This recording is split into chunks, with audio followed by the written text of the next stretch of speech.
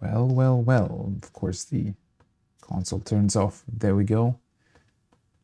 Is it coming through? I hope it is. Well, anyways, for now, this is a bit of a new one. I changed my setup somewhat, so gonna be a bit unusual. Also took me a couple minutes longer than I thought to, change things up and set things up. But hopefully it works. In theory, I've tested everything, so well, let's just hope that it does. Anyways, welcome back. Sadly, to a very, very quiet menu screen. I hadn't realized that the game literally doesn't play any music during, this. I hope you're having a great morning, day, or evening, wherever you are.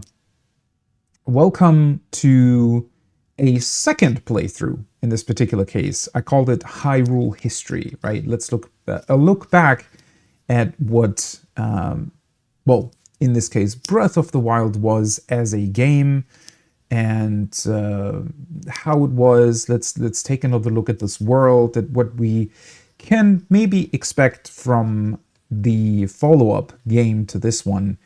I've already seen and looked into a couple of streamers that were going through, particular things. I'm not super, I'm not an expert on either, the Zelda timeline or its history. I haven't even played all the games. Definitely still have Skyward Sword on my list, which I also thought about of maybe playing that. But then again, Breath of the Wild, not only was it a pretty special game to me, albeit one with definitely some big flaws in it, but yeah.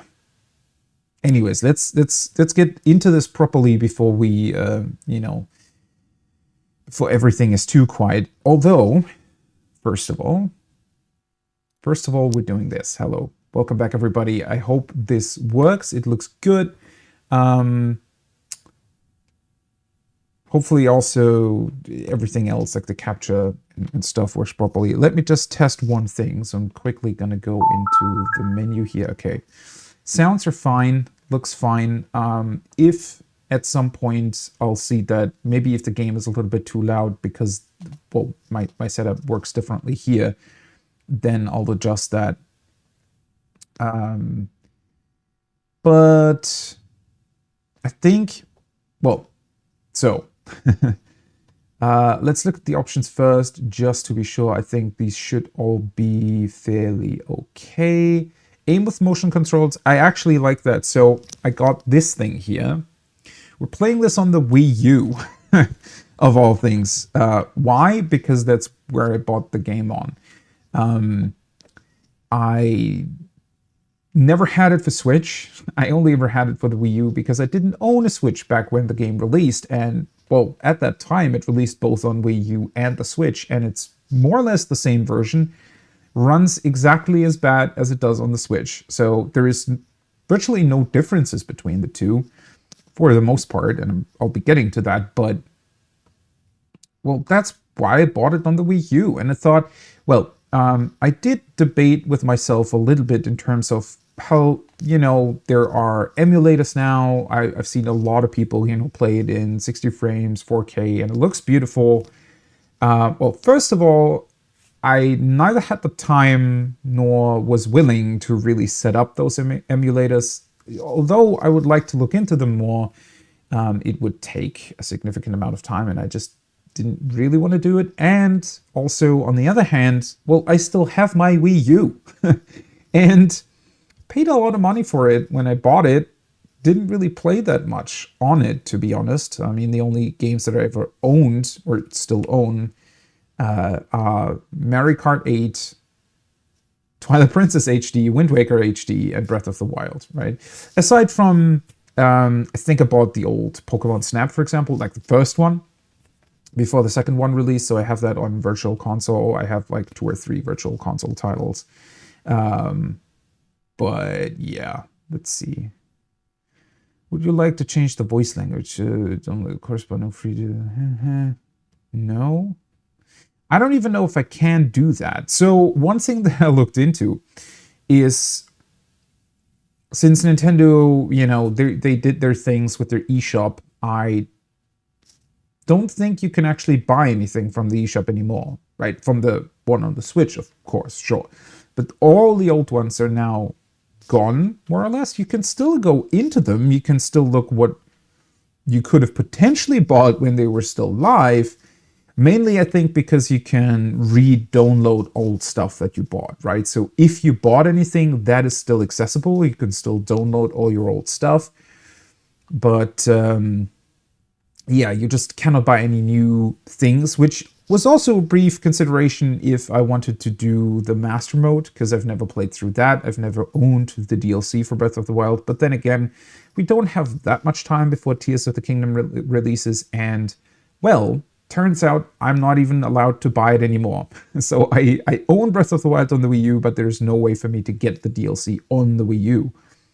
Even though it's still displayed in the main menu, funnily enough, right? So it tells you, hey, go to our store page, right? Buy the DLC, but it's just not a thing. It's not there anymore. It gets displayed and then it just says you're not allowed to buy this, or it's not available anymore, something like that. Right. Let's see. Should I go with the Pro HUD mode, maybe?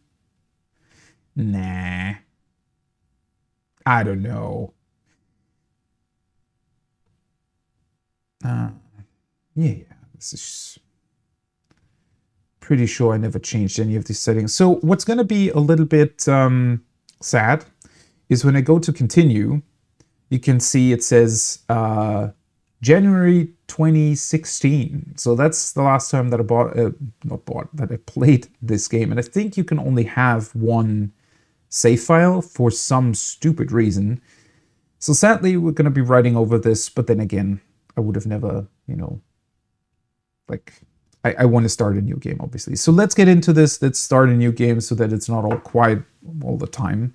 Overwrite previous save data, yeah, because apparently there's no other way to do that. And I'm also not going to go through the hassle to somehow, yeah, I don't know if that's even possible, if you can somehow save your save data from the Wii U. Can you upload that or something? I don't think so. I mean, I have the, you know, online subscription for Nintendo stuff, so I have save game uploads on the Switch, but was that even a thing on the Wii U? I don't remember. I don't think so, honestly. Anyways, let's get into this beautiful game. Beautiful game with all messy ideas and concepts in it, but overall a very, very good game, and hopefully a good setup of what the sequel is going to be.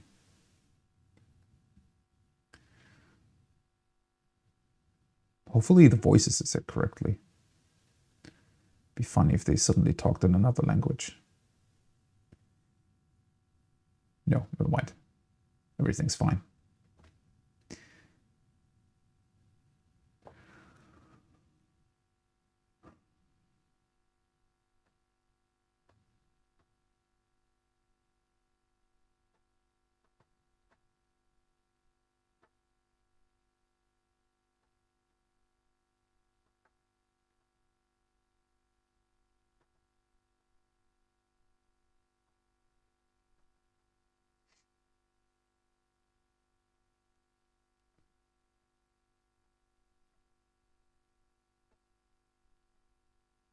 Very mysterious beginning, isn't it? I hope the sounds are coming through, because it's not actually displaying that much on my thing for some reason. I don't know. HDMI sound output might be weird on the Wii U, honestly. But we'll figure it out. Holy shit, this looks crap. No, it doesn't. Actually, the artwork and everything is really, really beautiful. Which is a testament to how well they designed the environments and surroundings. It can be a very beautiful game, and a lot of people are showing it off when you do play it in an emulator, you know, in 4K 60 frames. It does look really good. Although obviously a couple of the lower resolution assets still remain. Okay, let me just try to make sure, because for some reason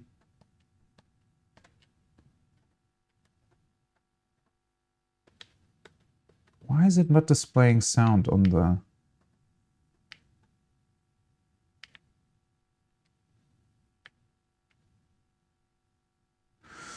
Oh boy, please don't tell me that it for some reason has like weird sound thingies going on. Or is it just too quiet to even show up? Because that would also be very strange. I mean, there's no music playing, right? Are there even sound options here? I don't think it even has sound options, honestly. But the... Okay, let me just... Because that definitely showed up.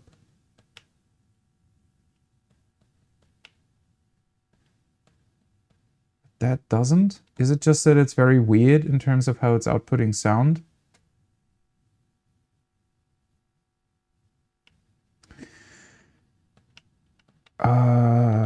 You know what? Might as well do this for a second. I just want to see if there's like constant or...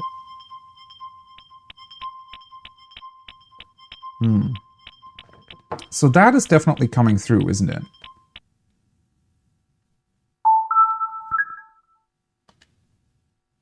So maybe it's just weird in terms of how it's displaying that.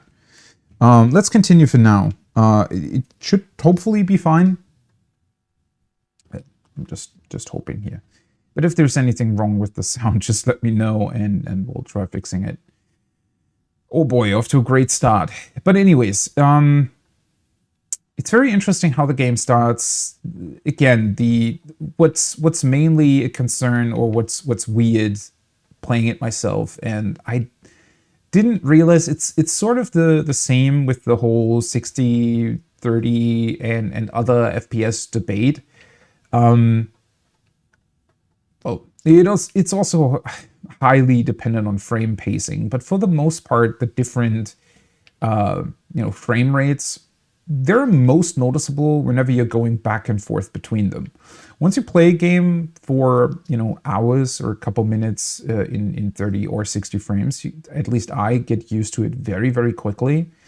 And I just noticed the same with the resolution. It's just, I've been playing in 4K for so long, or at least close to 4K on the PS5 now, that the very, very low resolution of this game just immediately pops out. But on the other hand, I think I'm going to get used to it very, very quickly as well.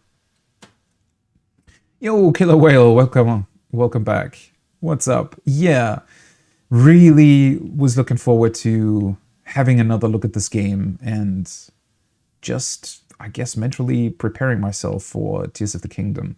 Okay, let's take a look.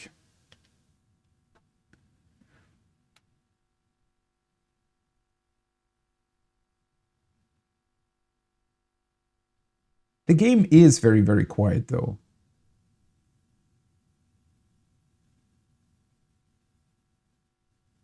It's just strange. Is the voice acting coming through? Because it's really not displaying it properly for me for some reason.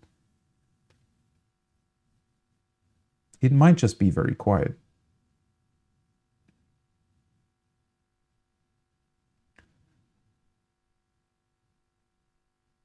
Sheikah Slate. Mysterious tablet with a glowing center. You've never seen this device before, and yet there's something familiar about it. I still find it super funny, because this game obviously was designed for the Wii U when they started making it. Well, technically the Switch also is a similar tablet, but originally the game was obviously designed with the Wii U gamepad in mind, and being able to use the Wii U gamepad as a literal tablet, like the Sheikah Slate. And then, well, as we now know, development took so long that eventually they released it simultaneously on both the Switch and Wii U.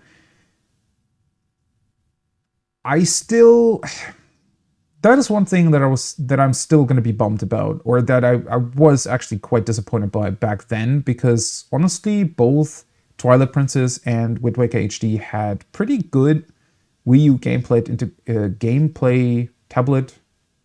What's this thing called anyways? Gamepad, whatever. They integrated that really, really well into their games, where you could do your whole inventory management just down on the touch screen, right? And it worked pretty well.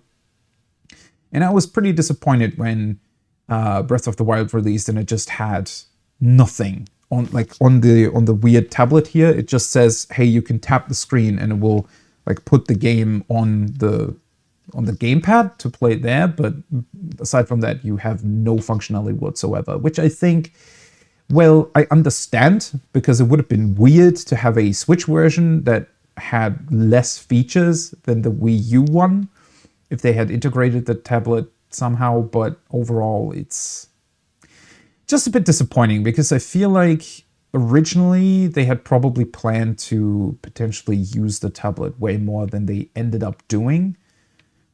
They still kept a bunch of the motion stuff, because that's obviously still possible with the Switch and with its sensors.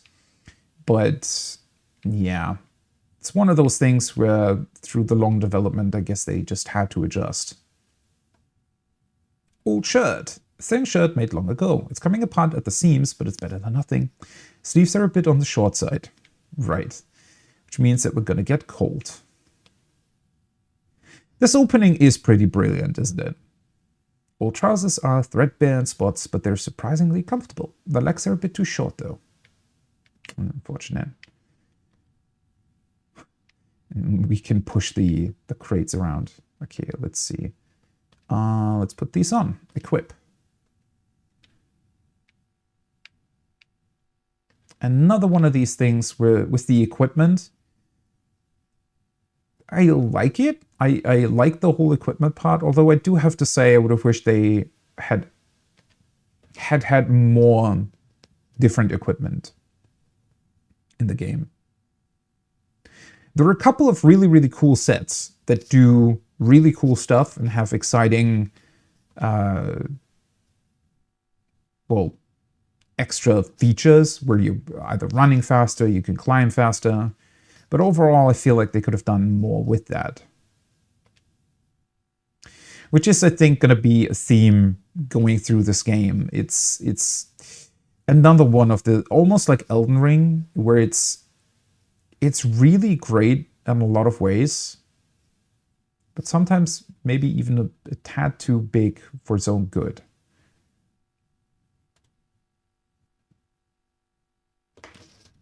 Should probably drink the rest of my coffee because it's getting cold.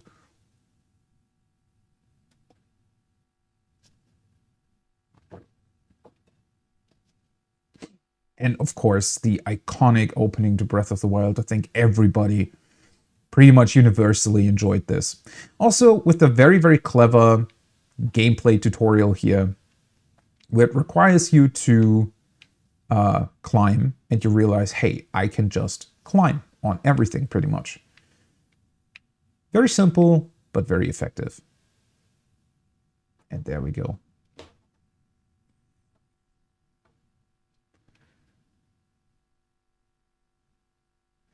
Yeah, I'm pretty sure that the audio isn't coming through, right?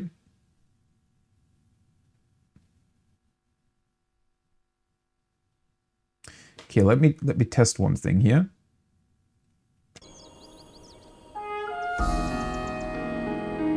Okay, there we go. I suspected as much. That is very unfortunate. So my audio setup doesn't work the way I wanted it to. That's not great.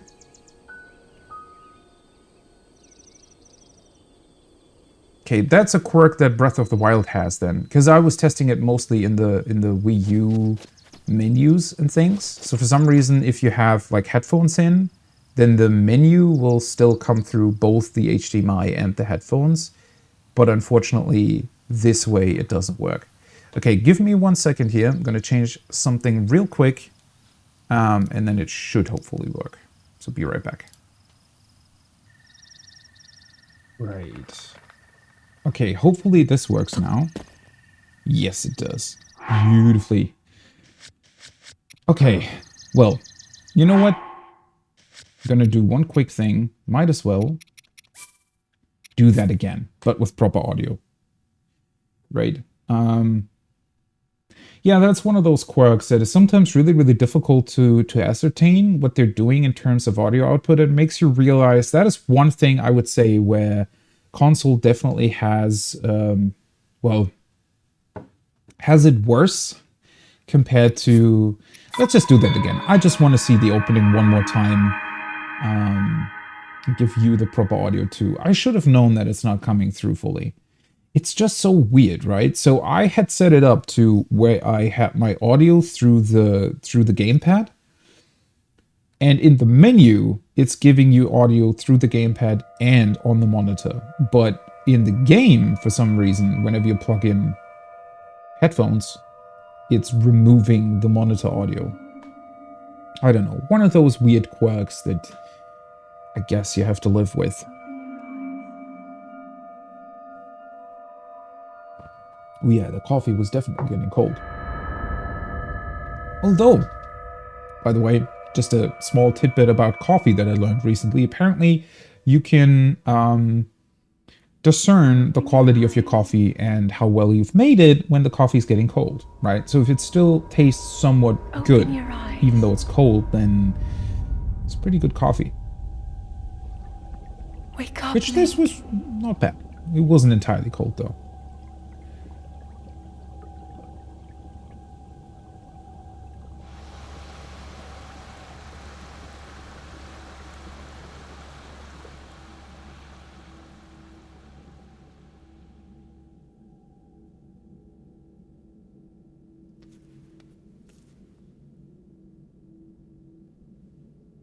Oh yeah, the opening, especially that shot coming out of the cave, it's so well done.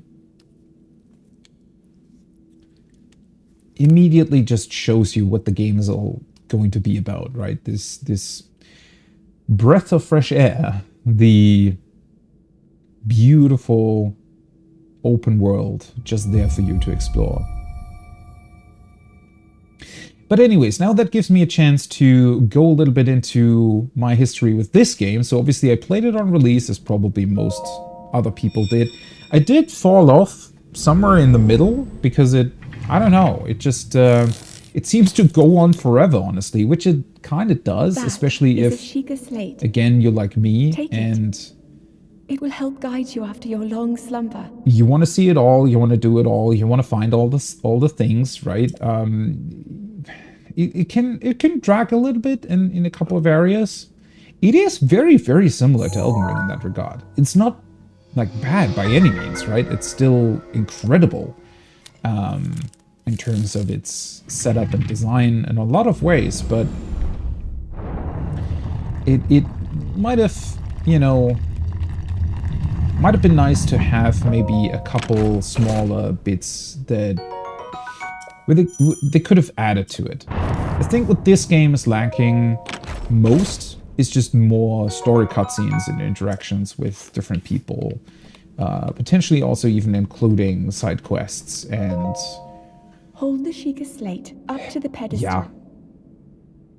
But that's, you know, a very, very minor critique. At the end of the day, even though I'm probably going to go off about a couple of things where I think it could have been improved, it doesn't mean that I think the game's bad or anything. It just means that it still had potential, which is honestly impressive considering what they did. That it could still have been better, right? So all things considered, still an amazing game.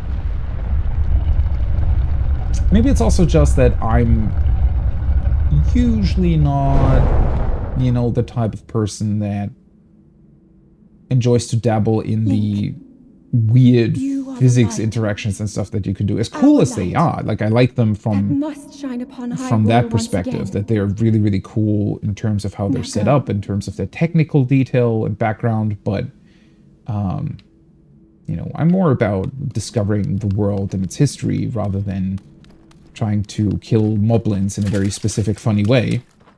But then again, maybe this is a good chance to try that.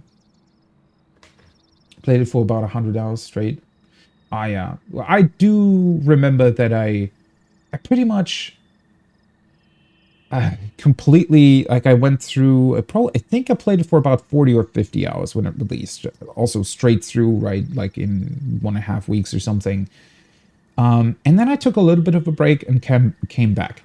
The funny thing is, though, I never actually technically finished it. I did most of the things. I'm pretty sure I got all the shrines. But I never defeated Ganondorf, which is also a big reason why I wanted to come back to it and finally do that and kick his ass before we can move on to the next game, right? Yeah, all the Koroks, holy shit. I looked at that, I looked at a streamer who did that, right? And I just went, nope, that's not what I want to do.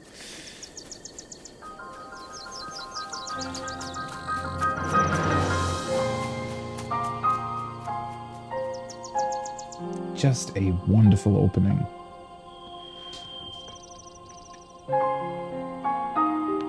Breath of the Wild. And I can definitely understand, you know, coming back to it and but quitting again. It has, I mean, that's the thing, and that is what is maybe its biggest drawback, or the biggest thing where it somewhat fails, maybe. As cool as it is in most areas, let's pick up a branch. Tree branch. Wooden branches such as this are pretty common, but it's surprisingly well balanced. It doesn't do much damage, but it can serve as a weapon in a pinch. Right. I do like the setup they came up with in terms of switching weapons and everything. I feel like the controls are very, very well thought through and overall work very well. Okay, let's see. Can I still remember? Okay, and that was the button. It is a bit weird in terms of the button design. This is very different to most other games. But I'll figure it out. But yeah, it has a lot of, it's very, very vast, right? It has a lot of places to explore, but I would still say that it could have done a bit more with this vast world. Like I mentioned earlier, right, the amount of armor you can get, just in general, gear pieces and things that you can find. And, well, to a certain extent, that's probably also what they want to solve with the sequel, right, is that it was maybe lacking a little bit of a new concept for that too, where the world and how you traverse it, and the insane freedom you have in traversing the world is super exciting, and is definitely what made this game so special for me. But one thing that they kind of missed the mark on is carrying that same feeling of freedom and, well, yeah, freedom mostly, is trying to carry that over to other aspects of the game, right? They did it a little bit with the cooking, for example, where you can just come up with new recipes on your own. But aside from that, it's felt like it sometimes was a lot of the same, right? Especially once you get to the later stages of the game. At some point, you just arrive at a point where you can... Link. Where it feels like you're repeating the same steps. Head to the point marked on the map in your Sheikah slate.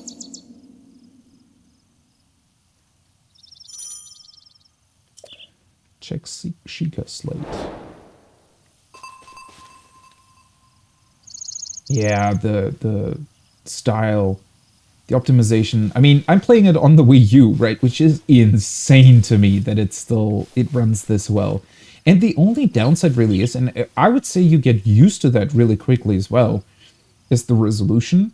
Like, it's running in 720p, okay, right? That's fine.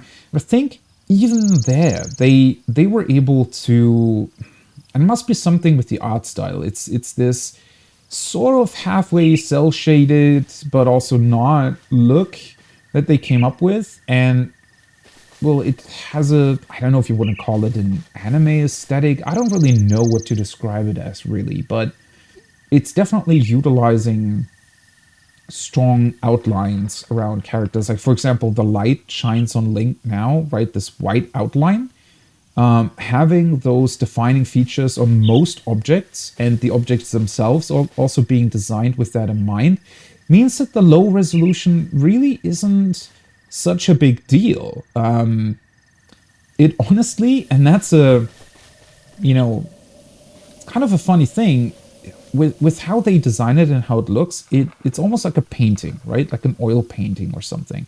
And oil paintings, pretty much just because of how they're physically made, aren't that high resolution, if you will, right? Because you have a brush and you need to do brush strokes. So your resolution, if we're, you know, describing it as that, will be the size of your brush pretty much. And in a funny way, I think they've pretty much succeeded in almost, you know, spinning it around and using the low resolution to their advantage, where it gets this little bit fuzzy, you know, painting look to it. Of course, if I just stand here and, I don't know, look at the Temple of Time in the distance, right, and move my camera, yeah, you're gonna see the weird jagged edges and the, you know, that it doesn't really have anti-aliasing, things like that. But if you're just looking at it, you know, while running or in movement, it still looks pretty great. And then the art style overall obviously works very, very well.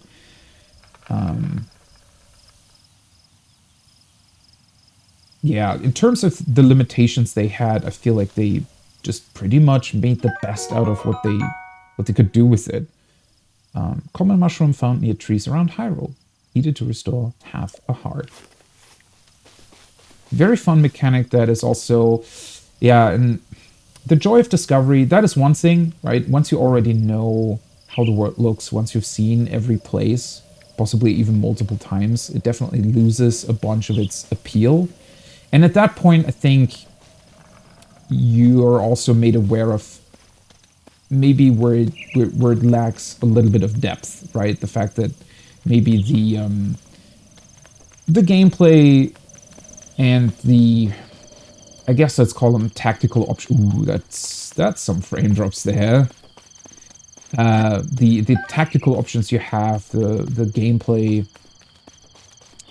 isn't super deep in a lot of ways, and it has some other issues with the healing system, for example. The fact that you can just munch on as much as you want in order to heal limits what they can do with an encounter. And then it also runs into an issue of later on when you're able to cook things that give you additional hearts, right? There are these golden hearts in the game that extend your health bar pretty much.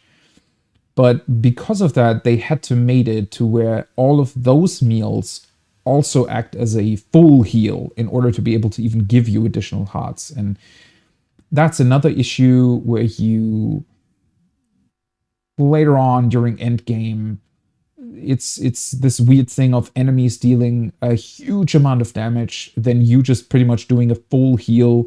You're going in it again. They hit you once, you do another full heal. It needed more options, potentially even limits to what you could do, right? So let's say you would have been able to equip maybe 5 healing items, and while you're in an encounter, you can only use those 5, right? And you're limited to it. That would have already opened up quite a bit more variety. And I have also seen, I mean, I've watched a bunch of playthroughs of others. I've seen players who utilize cooking way more to their advantage than I ever did, to the point where you can brew some really, really powerful potions. And you can create some really fun stuff and interactions with that. The problem is that the base game never really requires you to do that. Maybe Master Mode does. An apple. Common fruit found on trees all around Hyrule. Eat it fresh or cook it to increase its effect. But then again, I was never quite the fan of... I mean, obviously, as I mentioned earlier, since I'm not really able to buy the DLC on the Wii U anymore, I never played Master Mode myself, but I really wasn't a fan of the idea that enemies constantly heal. I think that's not really fun, honestly, or I don't think that I would have enjoyed it as much. Game Phase, hello, what's up? Baked apple. Direct heat has softened and sweetened this apple. Eat it to restore 3/4 of a heart. And then you have these, I mean, that's what makes the game so beautiful, right? Is, oh, there is a fire. There's a baked apple next to it. I beg your pardon. I don't believe that is my baked apple. You can't just go about taking whatever you please. Forgive me. Cannot resist pulling your leg. Please help yourself. An apple and an open flame make for a succulent treat. It's a bit strange to see another soul in these parts. Who the hell are you? Look a little bit like Santa. Me, I'll spare you my life story. Just an old fool who's lived here alone for quite some time now. Maybe like 10,000 years since the kingdom fell apart? No, wait, he's from like 120 years ago, right? When the current kingdom fell. Time is weird, as always, but especially weird in the Zelda universe. I hope you'll permit me a question. If I may be so bold, are you not chilly? Healing factor felt a bit aggressive in limited combat shenanigans, yeah. There's a bunch of those things in the game where it's initially starts out really cool. I wonder if it's just also partially due to them kind of running out of time at the very end, because I think, well, at least for me, I want to say that especially the first half of my original playthrough was absolutely incredible. Like it would have been incredibly difficult for me to find anything wrong with the game during the first half of my playthrough. But the longer it goes on, and that's kind of a downside of how large the world is, in terms of discovery, it's absolutely incredible and absolutely awesome. And I wouldn't want it to be smaller. I think its size definitely works in its favor for the most part. But it also means that the game just takes a certain amount of time, at least if you want to see almost everything. And at that point, yeah, if you want to call it endgame combat, whatever the combat turns into eventually just doesn't work as well as it could have, in my opinion. It should have. I felt like it was missing additional things that you could have potentially discovered later on. And there are a bunch of reasons for that, I think.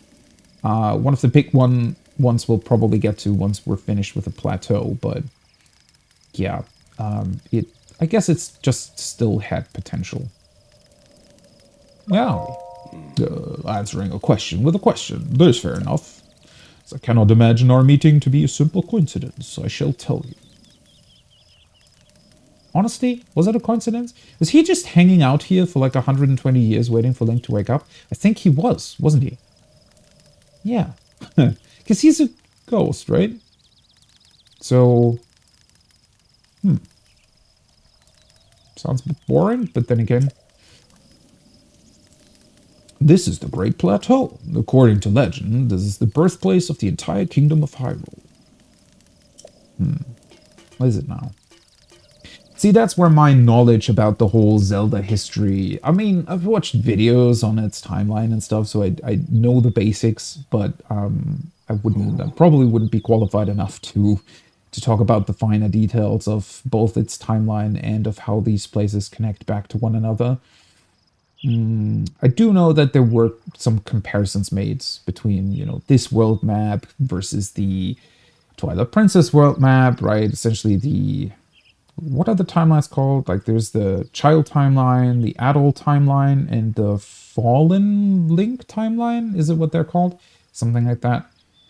People were trying to compare the different maps, and does it work? Do they fit together? And sometimes they do, but then there is like one thing that doesn't. I think the Lost Woods are one of those things where it just, the position on the map doesn't really work. It's also funny considering that apparently their position was changed during development. Or late into development anyways. That temple there, long ago it was the site of many sacred ceremonies. Ever since the decline of the kingdom 100 years ago, it has sat abandoned in a state of decay. Yet another forgotten entity, the mere ghost of its former self. And then we have the history of this game in particular. And about how it sets up its story. Where I feel like, well, the story setup and everything that it does is fine, for the most part. The only thing that I was annoyed by, and I remember that fairly clearly, is the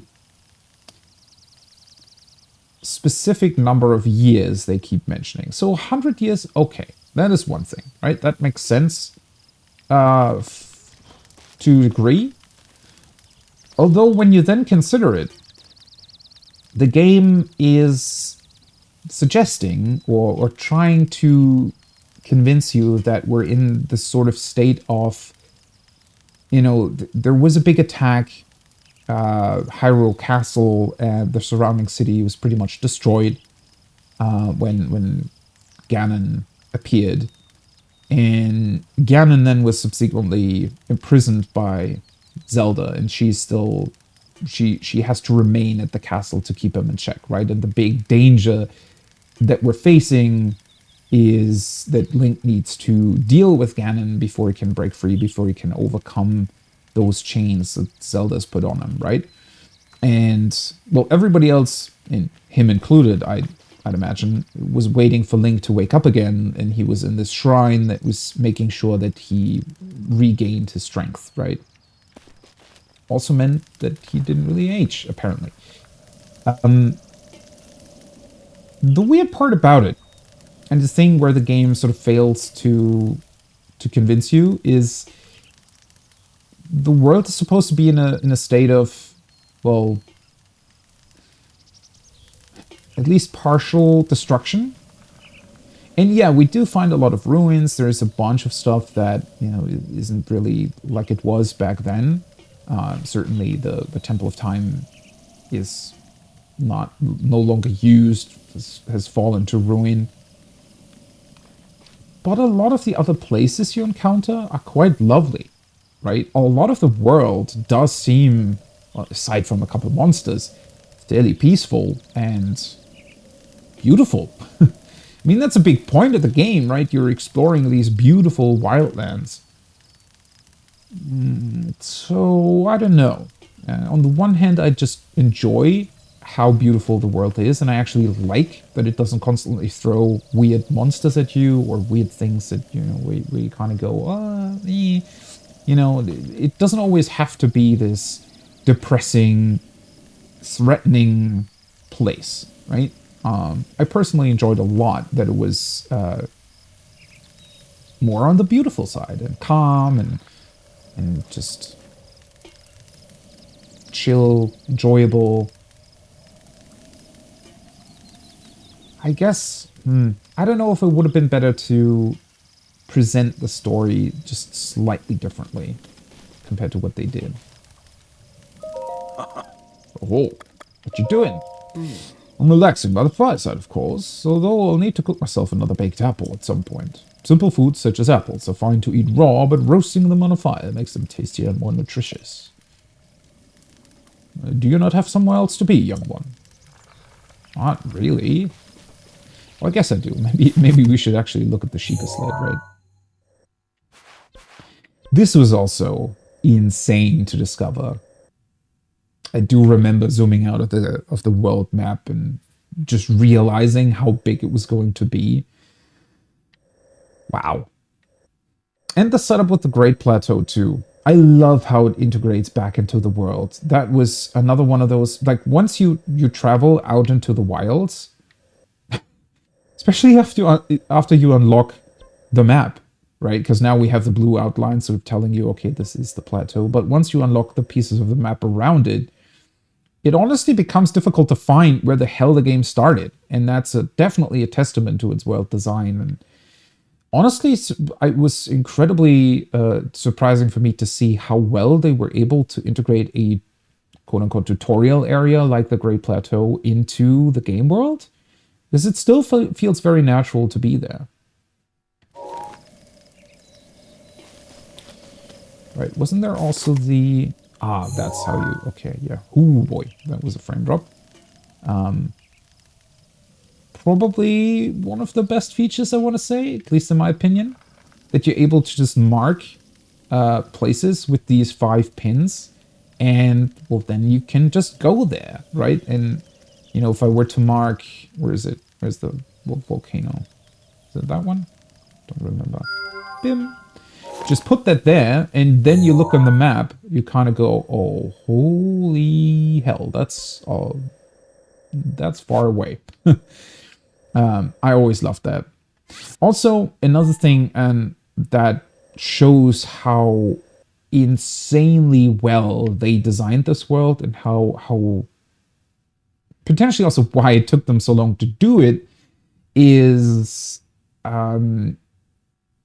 you're limited to 5 of those stickers, right? You can put 5 of them down in the world, but that's more than enough, because whenever you're in any given location, especially when you're on the big towers that appear later on, and you're looking around to find new shrines that you want to get to, they've designed the world in a way where you never find more than, 3 to 5 new locations that you want to visit. So the game world, even though it's so vast and it has so much for you to discover, it makes sure that you're never overwhelmed, right? The number of places that you can go to at any given time are quite limited, not because of them actually being physically limited or having some sort of weird invisible wall or the world opening up little by, I don't know, having some awkward barriers set up. No, instead they designed the entire world in a way where they pretty much made sure that no matter where you are, you can always find a limited amount of interest, of points of interest next to you, right? But never so many that you get overwhelmed. And then while you're running to a point, you're dealing with that one thing of interest. Now you can potentially find another one. But the beauty of this world and the beauty in how it was set up pretty much means that as long as you're not going out of your way to break that concept, you will pretty much always be in a position where you can find like 3 to 5 new things to discover and new things to work towards.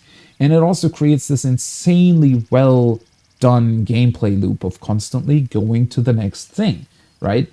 But you always feel in control of that. It never overwhelms you, but you also always know that was my decision. That was something that I discovered, even though in the background, right, or when they designed the world, they definitely set it up in a way that would facilitate that and allow the player to sort of naturally move through it. Torch. This torch will stay lit once ignited, but if you put it away, the flame will be extinguished until you light it again. Well then, just help yourself to that torch there. And how, may I ask, are you planning to use it? Oh, I want to set things on fire. That is rather unnerving. Please be cautious with that around any dry grass that might catch fire. There are plenty of monsters in this area. The torch would make a good weapon if need be. Really.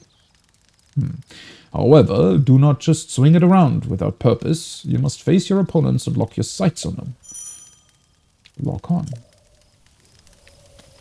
Right. Oh, I wanted to bake an apple, didn't I? Let's see. Oh yeah, another one comes back to the funny Koroks, right? I do think that the game's a tad too limiting with your weapon slots at the start. Or maybe overall. I don't know.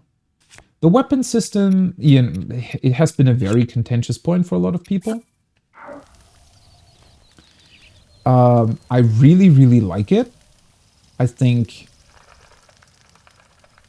Well, that wasn't close enough, huh? Wait, did you have to put it into the fire, or does it just... Let's see.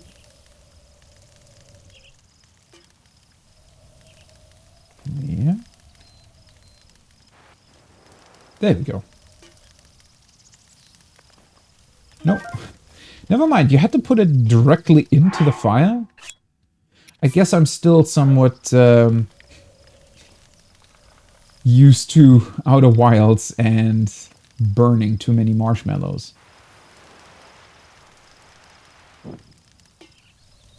Now it's burning. There we go. Baked apple. I guess if I left it next to the fire longer, so if you put the baked apple directly next to the fire, then it eventually would burn up, right? So simple, yet very, very effective. Okay, do you have anything else to say? Yes, we do. Maximum fire. Right. Okay. Oh, right. They also pretty much tell you or teach you. Let's see if we take the torch. I think you can hold it, right? Nope. Ooh. Yeah, sorry, buddy. Wasn't trying to hit you. Wasn't there a way to, like, hold it down? Instead of just... Oh, now he holds it down. Well, anyways. And you get the woodcutter's axe too. A woodcutter's tool of choice for felling trees. Its formidable weight and uneven balancing makes it a slow, inefficient weapon. Yeah, I think that's what makes the whole weapon system feel fairly limited at the beginning, for the most part. Is it you want to take, because you need an axe to cut down trees. Technically, you can use swords, but it also drains their durability too. So that's, you kind of want to have an axe around. Then I think you need a hammer to get the minerals and destroy the mineral deposits later on. And you might want to have a torch too to light up areas or to put things on fire. And then you also need the leaf that allows you to, you know, make wind and propel yourselves forward on a boat. And I think that's mainly what made the whole weapon system feel somewhat limited. I wish they would have had maybe additional slots. I get the idea that these things are also meant as sort of makeshift weapons. But maybe having like a tool belt that allowed you to carry a certain number of tools in addition to weapons would have been a great idea. Because I do definitely remember that I was somewhat annoyed later on during my first playthrough when I constantly had to carry a hammer around. And then well, that's also partially me, but I always kept a second hammer just in case the other one was getting destroyed, right? So I wanted to have a backup. But if you want to have that, then you have even less slots for your normal weapons, right? And it's all a bit of a struggle at certain points. But yeah, things like this, it was such an amazing discovery that you could just do this with any tree, right? And then you can move this thing around. It's completely free, like an object all its own. And then obviously you can also make wood out of it. Portable bundle of wood. You can use this to make a campfire if you have something to light it. Yeah, all these interactions and all these basic ideas and concepts are so well executed and were honestly pretty mind-blowing the first time I saw it. And as I mentioned, the game keeps giving you these absolutely amazing discoveries for a long time, way longer time than I originally anticipated. Although, unfortunately, it eventually stops. And I think, well, it is certainly one of those weird, hey, oh, yeah, haha. You're not a Hestu, but you can see me. I didn't know your kind could see the children of the forest. Well, if you run into Hestu, please return this to me. A Korok seed. Thank you for giving me your shit. This small seed was given to you by a Korok. It has a distinct smell. If you gather a bunch of them, you never know what may happen. Oh, and my friends are hiding in lots of different places too. Don't be shy about poking your nose into suspicious places. Right. Let's see if I can grab the rusted sword. Because I could use that against the little moblins. Bokoblins? I don't remember what the small ones were called. Also, this is just such a funny rusted sword being stuck in this place. Rusty broadsword. This once fearsome sword has seen better days. It can do some damage in the right hands, but also breaks quickly. There we go. But yeah, as I already mentioned, the way they've set up the weapon change system is incredible. I think it just flows so well, briefly stops time. You can really do some amazingly quick stuff with it. Where did it put the... Oh yeah, that's sort of a key item. Right. It's such... When do you get the golden shit? Is that when you find all of them, or is it when you find half of them? Because I think there's... Or is half just the maximum amount of slots you could have? There was something, right? So there are 900, by the way, 900 of these Korok seeds in the game.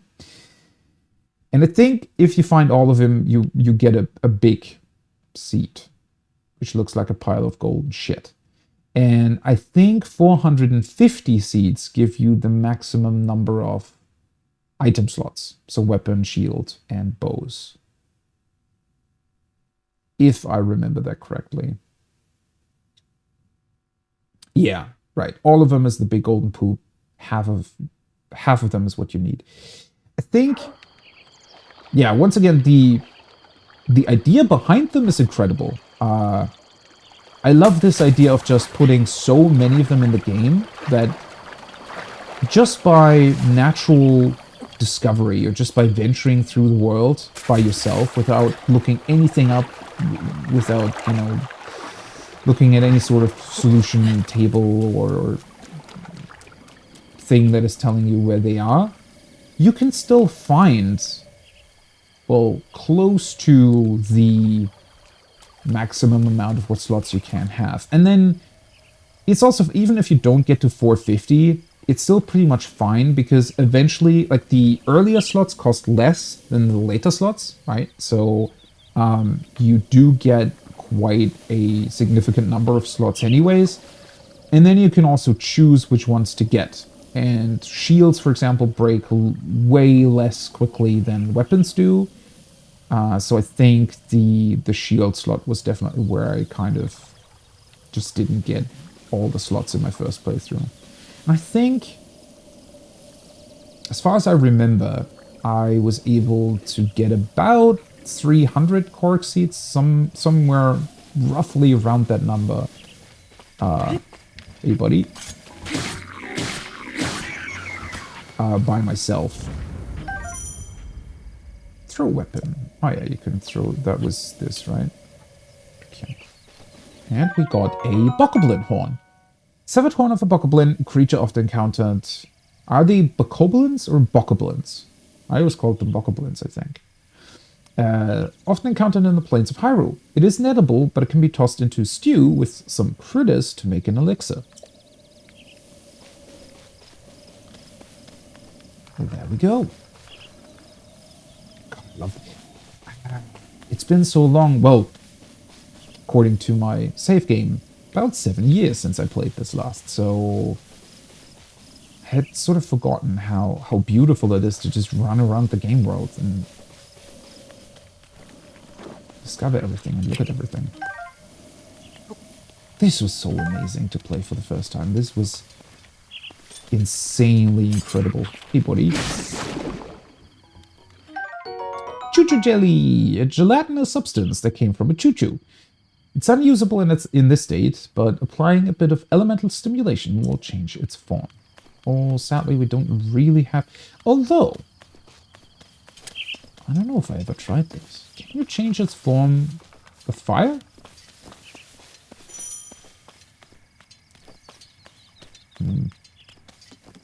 Stamina is fairly limited at the start of the game. Another one of those features where I'm just not entirely sure if it was a good idea to have both stamina and health upgrades derived from the same resource, or if it would have been more interesting to separate the two.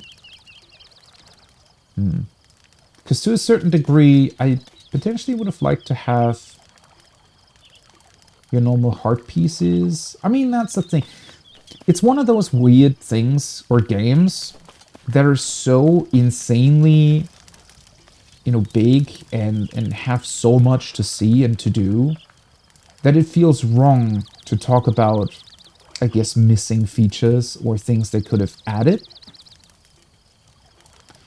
But at the same time, I cannot help but, think about if they just included a bunch of really awesome and cool side quests like you have in, other Zelda games, that would have been connected to your usual heart pieces. And then maybe they could have used the shrines purely for stamina upgrades. I don't know. I'm gonna bring that up again a couple of times, I think. Probably, because that's the one thing for somebody who always... Oops. Who always enjoys... Oh, wait. Why did I light the torch? I wanted to check the jelly, right? Let's see. What is it even? Yeah, for somebody who enjoys the whole... like quest story aspect of games so much as well. Ah, there we go. It does work. Red choo-choo jelly, a jiggly substance that normally comes from a fire choo-choo. It consistently gives off heat. If struck, it will explode in a ball of flame. Right, so you can change what jellies are, or rather, maybe you can only change the basic one. I don't know. But yeah, that's...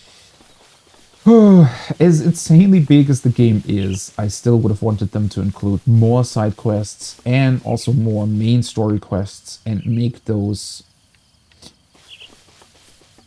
I don't know, even potentially have more cutscenes or more interactions with the characters. I don't know. Because the cutscenes they have in the game are pretty good. Because there are these...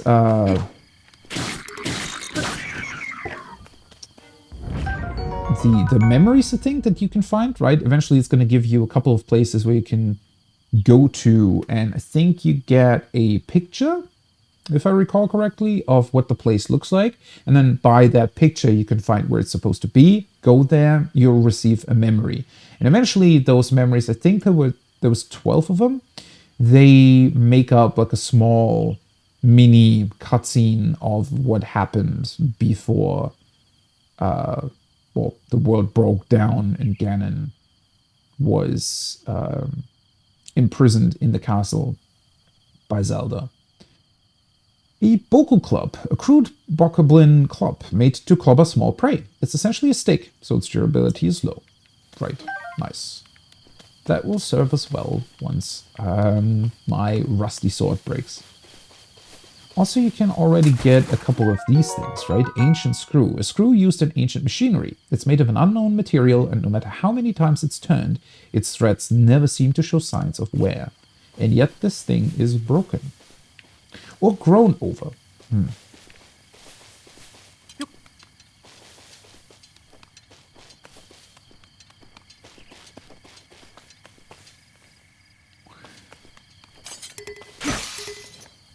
Oops. Oh, right, you can pick these up too. Wait, they don't...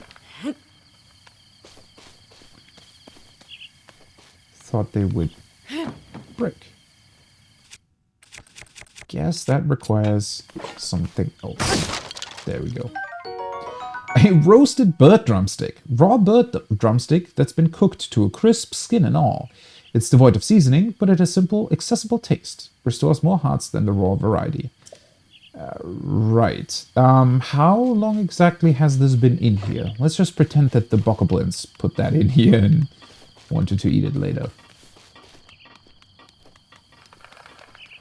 This is so cool as well.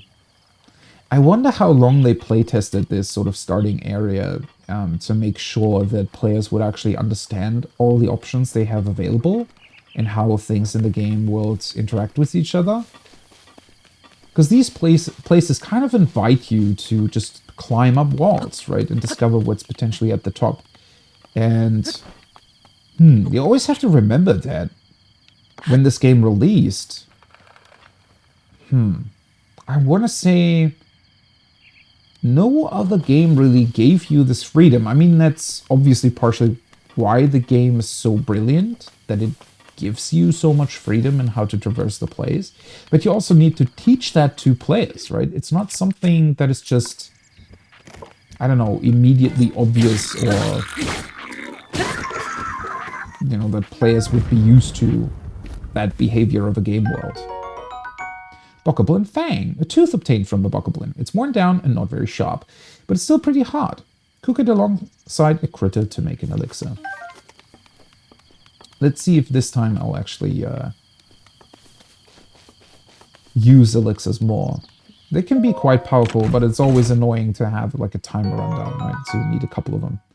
Hylian trousers, traditional dress trousers of Hyrule. The plush fabric makes these trousers quite comfortable, and their high durability makes them ideal for travelers. Nice. Oh! Oopsie. I also completely forgot to equip my stuff this time around. Well, now the well-worn trousers aren't really gonna help us much anymore. Just running around naked the entire time, huh?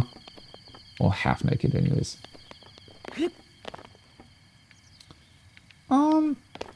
Might as well just go to the... Oh no, wait, I don't even... Where the hell am I even supposed to go? I don't remember where it leads you originally. Apparently not to the Temple of Time. We have to activate all the big towers, right? This I do remember.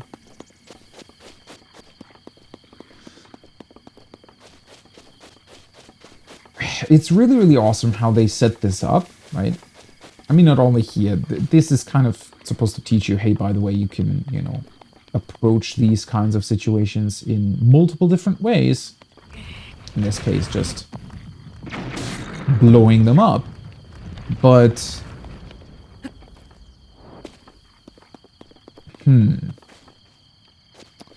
The problem is that the enemy variety in the game is not great. And they also had to limit certain things to a degree because you always have to have weapons at your disposal. Seared steak. Raw meat cooked over an open flame. Cooking it has increased its flavor and the number of hearts it provides. Which does create a very limiting factor, or at least they seemingly weren't able to solve that problem for this game, and it's going to be interesting to see how the sequel works in that regard. Is it enemies that cannot wield weapons will always die in one hit, right? So these guys take more hits to deal with, but bats and creatures that, well, in other Zelda games could potentially be quite a threat, right? And offer up a lot of different gameplay opportunities too. Oh, hey, that's a bow. Bokka bow. A basic bokoblin bow made of wood. It's made by taking any tree branch and just tying a string to either end. So don't expect much in the way of combat effectiveness. It's also cool how these descriptions teach you, hey, by the way, this is how you can create that yourself if you want to. And then we have arrows. A bundle of 5 common arrows. The shafts of these arrows were carved from the wood of a sturdy tree. But yeah, the problem is that they needed to make sure that the player has always has weapons at their disposal, right? So most enemies, or normal enemies like these guys, will just have weapons. If you kill them, you get your weapons. Which works really well, and obviously the idea behind the whole weapon system and behind things breaking quickly is that you constantly have to swap around your weapons, so you will use a lot of a big variety of weapons, which is a pretty cool setup. But then it is somewhat limited because, well, if there are enemies like bats that cannot use weapons, then what do? You cannot really make them too strong, and you cannot really have enemies that, well, are particularly challenging but don't drop weapons, because eventually the player will just run out of weapons. So that is one thing where I wish they maybe would have come up with a bit of a different way for you to have... Like, maybe they could have still had some sort of Kokiri sword, right? So the Master Sword later on, sadly, is also a bit of a disappointment compared to a couple of other weapons, but it sticks around, right? And you're always able to use it. So maybe having like a small knife or something that you always revert back to as fun as it is to have a tree branch as a weapon, having some sort of small thing that you could utilize when you're running out of weapons could have potentially been a good call too. Right. Do not have a... Maybe I should have actually read the tutorial, huh?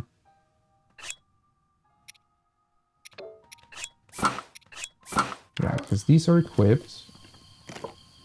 That's my normal weapon. Ah, there we go. Okay, so it was just R2. I thought you had to draw 2 first with L2. Also, one thing that I never quite understood is why people are against motion controls. So I'm currently using my motion controls to point my, or to point in the right direction with my target reticle. That works really well. It works really well, especially for sort of precision targeting, right? So if you want to do big sweeping movements, if you want to get to your target in the first place, you can use your right stick. But to really hone in on your target, the motion controls work really well. And yeah, I never understood why people are against that. Especially since it also offers up so much freedom too. If you use the motion controls to target, that means your thumbs can actually still stay on the sticks or on the face buttons and do something else. Whereas that's typically not possible with how most games set it up, right? Where you have to target with your right thumb, but then you also have to use the face buttons at the same time. A traveler sword. Very common sword, often kept by travelers to fend off small beasts. It's fairly durable, but a bit unreliable against monsters. And we get our first shield. A bokoblin-made shield created by attaching a handhold to any flat tree bark picked up off the ground. It's pretty shoddy, so don't expect it to last very long. Can you create those yourself, by the way? Tree bark? I don't think that's an item you can get, right? Raise your shield. There we go. And you can also switch it. Man, we already have most of our equipment together, huh?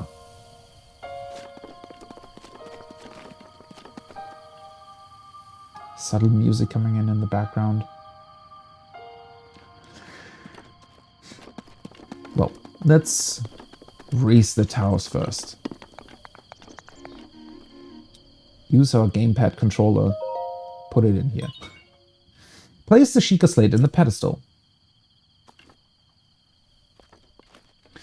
I do very much enjoy the world in terms of that particular background, right? I love worlds that at some point in the past had, which is the thing in, well, it's a thing in Critical Role, it's a thing in Final Fantasy XIV, probably a thing in a lot of RPG worlds. But I love worlds that at one point in their past had a sort of high technology civilization and it got destroyed.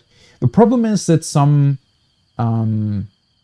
stories don't set it up properly, right? To where it doesn't really, because you always have to remember people would go in and find those things, right? People would excavate them, people would look at them, they would try to make sense of them. And sometimes fantasy worlds make the mistake of not logically thinking through how that would work, right? And how these discoveries that they could make through just digging up ancient artifacts, how that would influence how their societies work, right? Sometimes that's not properly done, but the reason why I enjoy it so much is when it's properly done, it's super funny and, well, not only funny, but just super interesting to see how a not so technologically advanced civilization adapts to what they can find from these ruins, right? So taking 14 as an example, there is a lot of elegant technology that is still getting used. It's just that they don't fully understand how it works, and very often a lot of, research is required, and obviously also a lot of just going into dungeons and killing mobs um, to negate potential threats that the elegants put up, right? Or get through their defensive systems. But eventually, or at least partially, those technologies can still be used, right? So it doesn't really make sense if a civilization like that existed in the past to not have any of their technology available anymore. And I think Breath of the Wild does that fairly well too, where they have the Sheikah technology be here, and it somewhat works, and we can utilize it. And later on, we'll see that other NPCs are also able to utilize it to a certain extent, but it's also still fairly limited and certainly doesn't have the same impact that it could have or had back in the day, right? Please watch for falling rocks. I forgot that this was literally the top of the tower. Or, yeah, it is, right? Isn't it? Boom.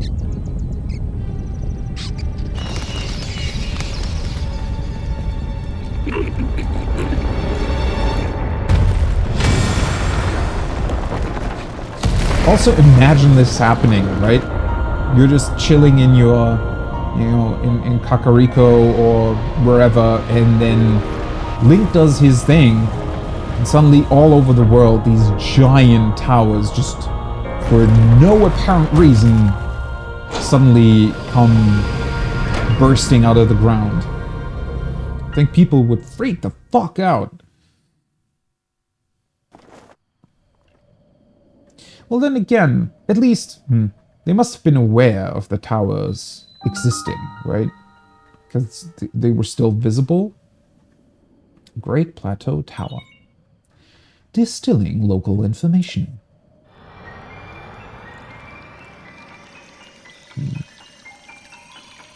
The subtle music I'm a big fan of, for the most part.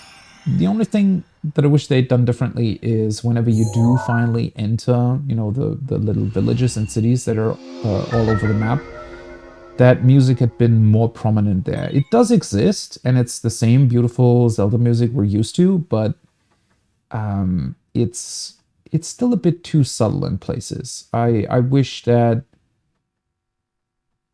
they had done more with it, honestly. Regional map extracted. There we go. Also, Link, pretty capable in just using a smartphone, even though he probably never knew that this technology existed. Try to remember. You have been asleep for the past 100 years. The beast. When the beast regains its true power, this world will face its end. Yeah, that looks pretty threatening.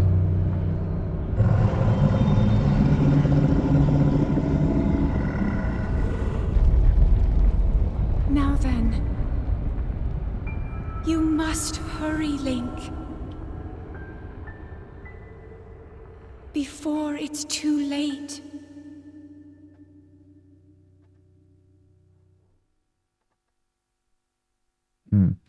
But as I mentioned earlier, I think this initial setup is great. And it just tells you, oh, hey, by the way, big bird in the sky. What the hell is that? First time I came here, I looked over there and I saw it flying and moving. I was freaking out. But I do think that the initial setup here is really, really great, right? Puts Ganon as the big threat, but it also, it just looks incredibly threatening, right? You just look over at the castle and it's this big, insane structure, especially with those stones jutting out towards it. Ganon flying about. But you never get the sense that there is an actual threat emanating from Ganon that influences the rest of the world, right? And as I mentioned, I'm a big fan of the game being very peaceful overall. I think that works quite well. But you could have utilized that to your advantage, right? Making a very, very peaceful game world, but then maybe, you know, putting a couple hints here and there. Maybe the odd person that just feels a bit strange when you're interacting with them, or, you know, the odd place that certainly has a secret it just doesn't want to give to you, right? Or doesn't want to give up. And incorporating that in sort of a larger narrative of, hey, this world seems very peaceful, but there's certainly still this lingering threat, and you can sort of find bits and pieces of that all over the world, where you're just not sort of utilizing this fear of the unknown, right?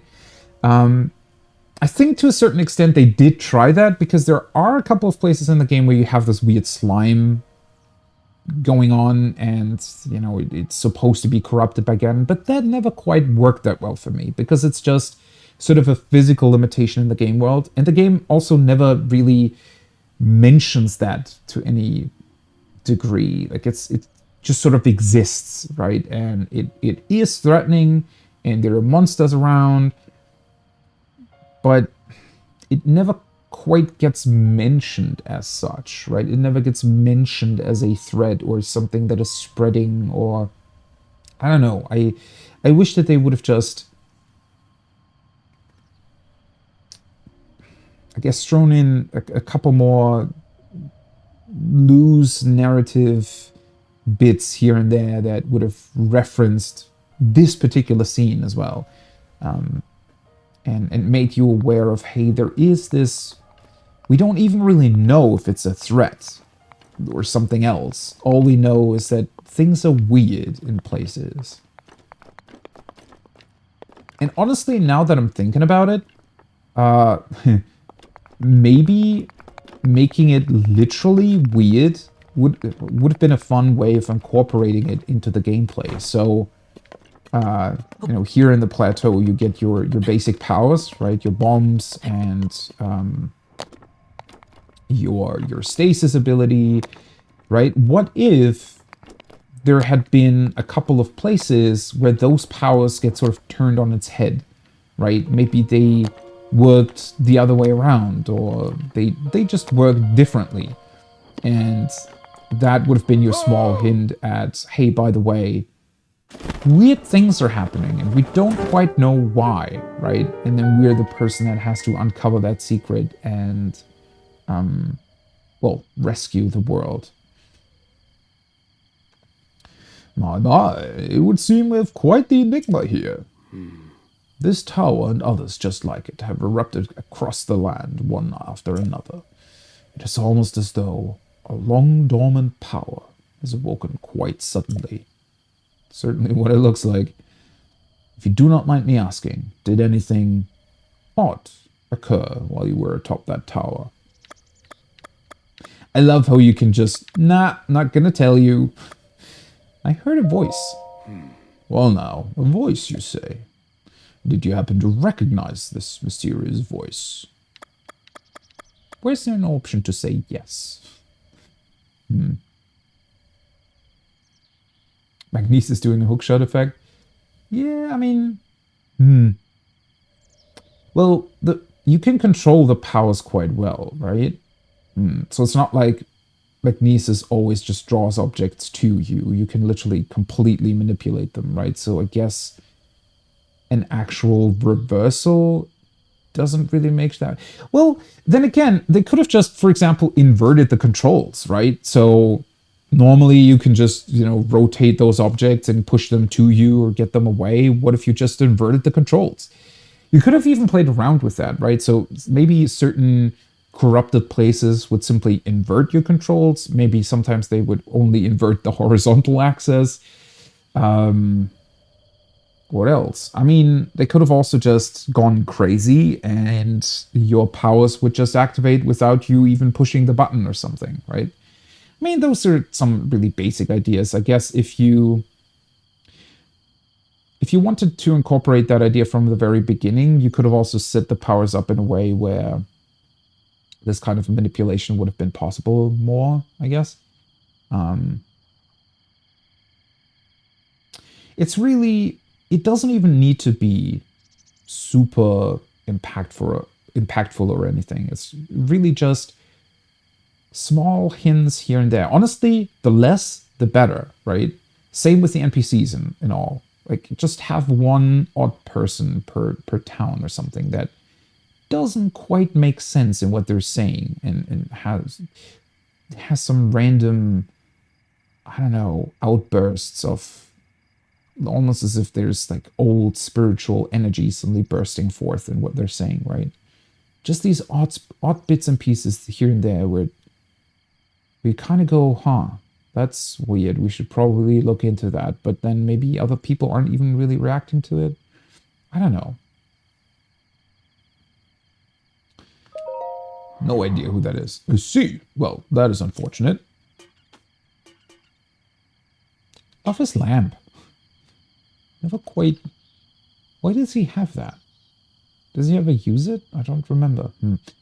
I assume you caught sight of that atrocity enshrouding the castle. That is Calamity Ganon. 100 years ago, that vile entity brought the kingdom of Hyrule to ruin.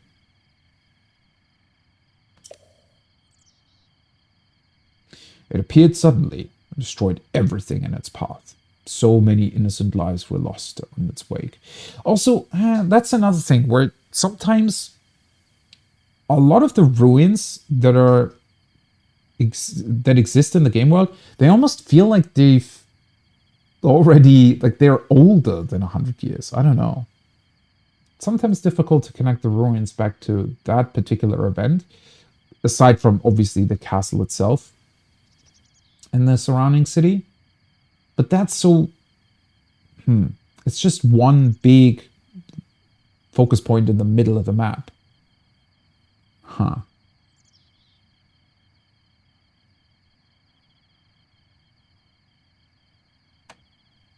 Yeah, the walking stick lantern. I don't know. I just never like looked at it in detail, I guess. For a century, the very symbol of our kingdom, Hyrule Castle, has managed to contain that evil, but just barely. There it festers, building its strength for the moment it will unleash its blight upon the land once again. It would appear that moment is fast approaching. But does it now? Okay.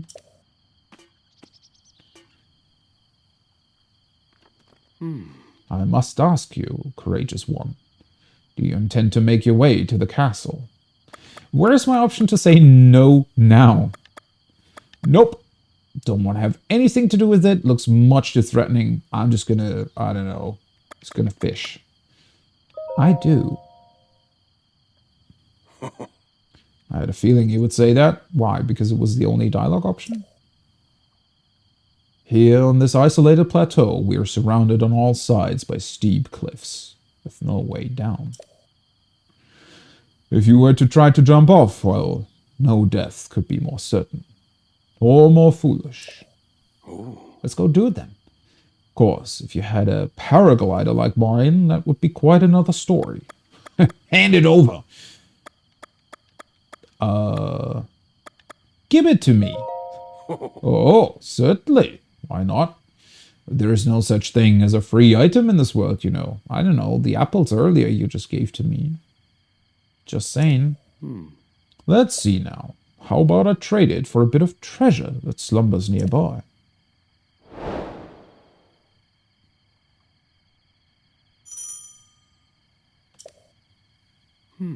Come, let me show you something. Oh, right, he's gonna walk.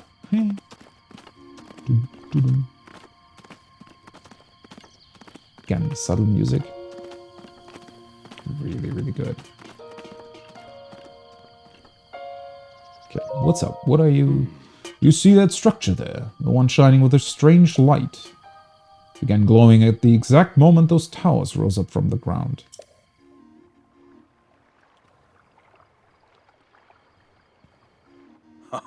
I would think such a place might house some sort of treasure, wouldn't you? Treasure for the paraglider. Fair exchange, I believe. Okay. Go on. Fetch me any treasure you find inside that shrine. I'm looking forward to your successful return. Can we not just, you know, I'm gonna give you a bunch of bokoblin clubs and shields, and I got a lot of arrows. Might even have some logs available. No? No deal, I guess.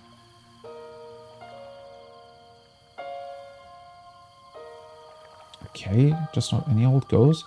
That's interesting.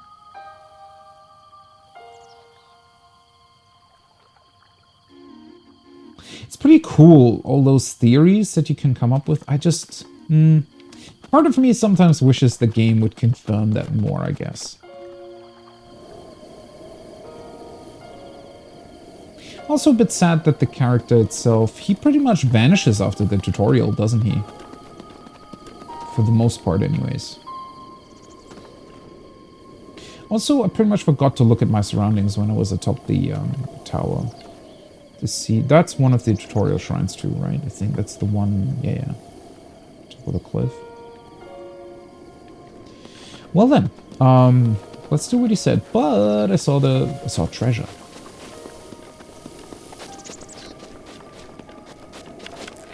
Hey, buddy. Oh, that's not a lot of damage. The way they set it up is still so cool, though. Hey, come here. Oh, that's too slow. And then the way he grabs the bow, too. Man, the game's so fun at the beginning, right? With this. Oh, hello.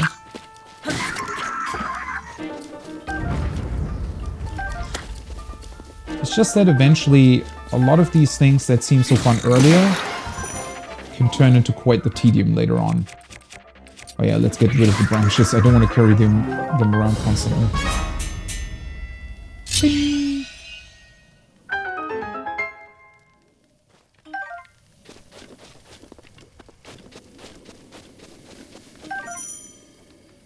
Change shield, yay. Didn't you shoot? There they are. Wanted to say there must have been some arrows around here. Can we already cook something? I don't think I have enough stuff with me. No critters either. I don't remember. Were you able to cook the screws and stuff? Maybe. Traveler sword. Right, another one. I desperately need to get rid of my branches.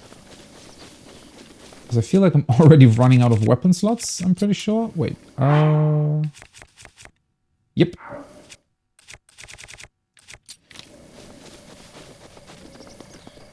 Yeah. Honestly, I might not even pick up that much stuff.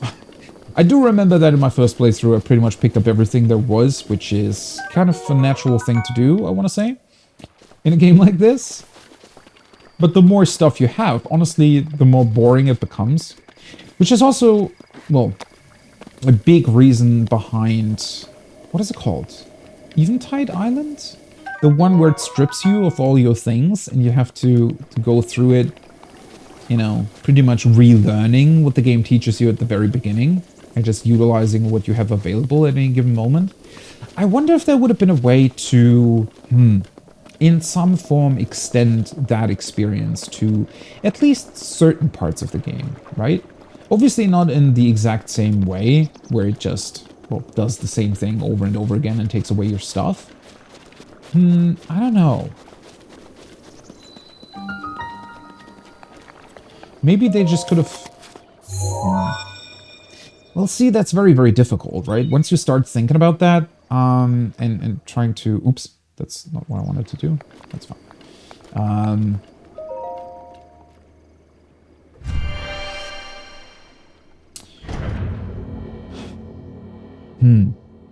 I'm just thinking that maybe after every one of the divine beasts and dealing with them, they could have tried to... I don't know, change up something big that required you to at least get a couple things sort of again, right? Where maybe for some reason renders a bunch of your equipment unusable and you have to find new stuff, or maybe they could have added another element too.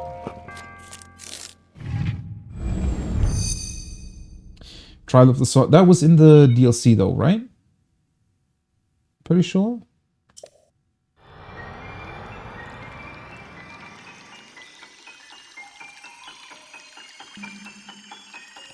There's one minor thing that I do remember sort of debating with myself if it was a good or a bad thing, or, well, in terms of these powers, right? How they could have maybe done it differently.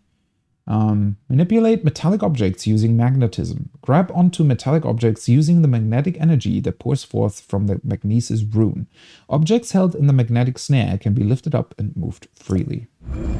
Because obviously these powers that you get at the start, they're incredible. And the way the game uses them is pretty incredible. The freedom you have and how you use them is pretty incredible.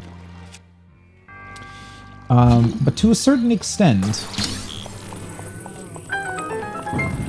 the game also creates an issue for itself where it, well, it has to design the whole game world around you having the powers at the beginning, which is obviously also why they limit you to not be able to get away from the plateau, because you need to acquire these powers first, right? Because they're utilized all over the game and in every shrine you encounter. So you need to have all of them. But that also means that they cannot really introduce, you know, big upgrades or big other things to what you can do with the gameplay. And I've gone back and forth on whether or not that's a good or a bad thing. It's certainly not perfect. Oh, wait, wasn't there a... Oops. I thought there was a way to...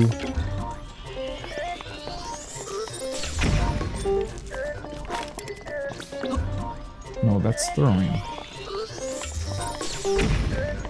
I know with the big ones you can sort of counter what they're doing, right?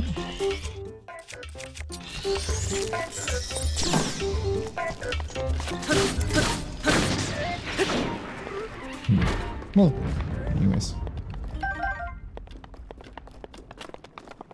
Yeah, maybe that's partially why the game does just feel a little bit lacking in its later parts. Where you think, hey, maybe, you know, just put in a couple more. Because you do get an upgrade for stasis, which I found strange that they, you know, decided to give you that, but the other powers don't really upgrade. Is there a way to rotate? I don't remember, actually. No. I think you pretty much had to pick it up the correct way from the start, right? So... can kind of do this, and then if I go this way, right, there we go. Boop.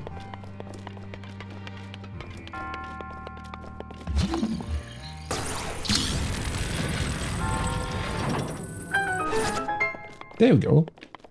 Was there an optional chest here somewhere? Oh yeah, there, there it is. Oh, that's just a magnetic one. Oh, I forgot about it. Come here. Oh, right, the bombs also get an upgrade, yeah. But that's a very, very minor one. I don't know, it's really, really difficult to think about it. Because one aspect that I've always loved about the Zelda games is just this idea of constantly giving you new tools to play with, right? And then also incorporating them into how you interact with the dungeons and what you can do in the dungeons. And this idea that pretty much throughout your whole playthrough, all the way up until the very end, you still get new cool things and upgrades and just fundamental ways that change up the gameplay. And Breath of the Wild pretty much did the exact opposite. And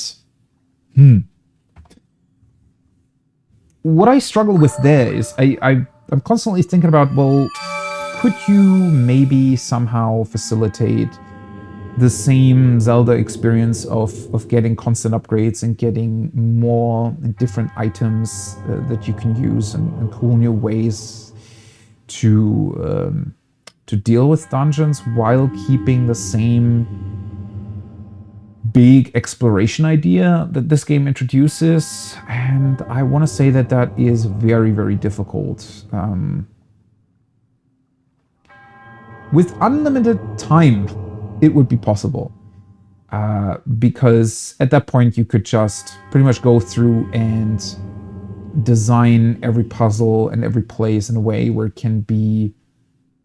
It essentially would have different ways to approach it depending on what kind of items you have, right? Or upgrades you have.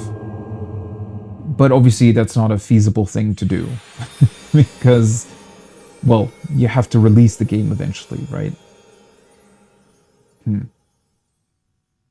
But yeah, maybe bringing in... So the divine... well, then again, the divine beasts do that to an extent, right? Because they do give you those additional powers that you can use that are on a cooldown. So I do very much enjoy that.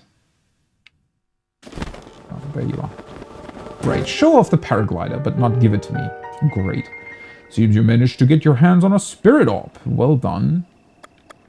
Paraglider, please?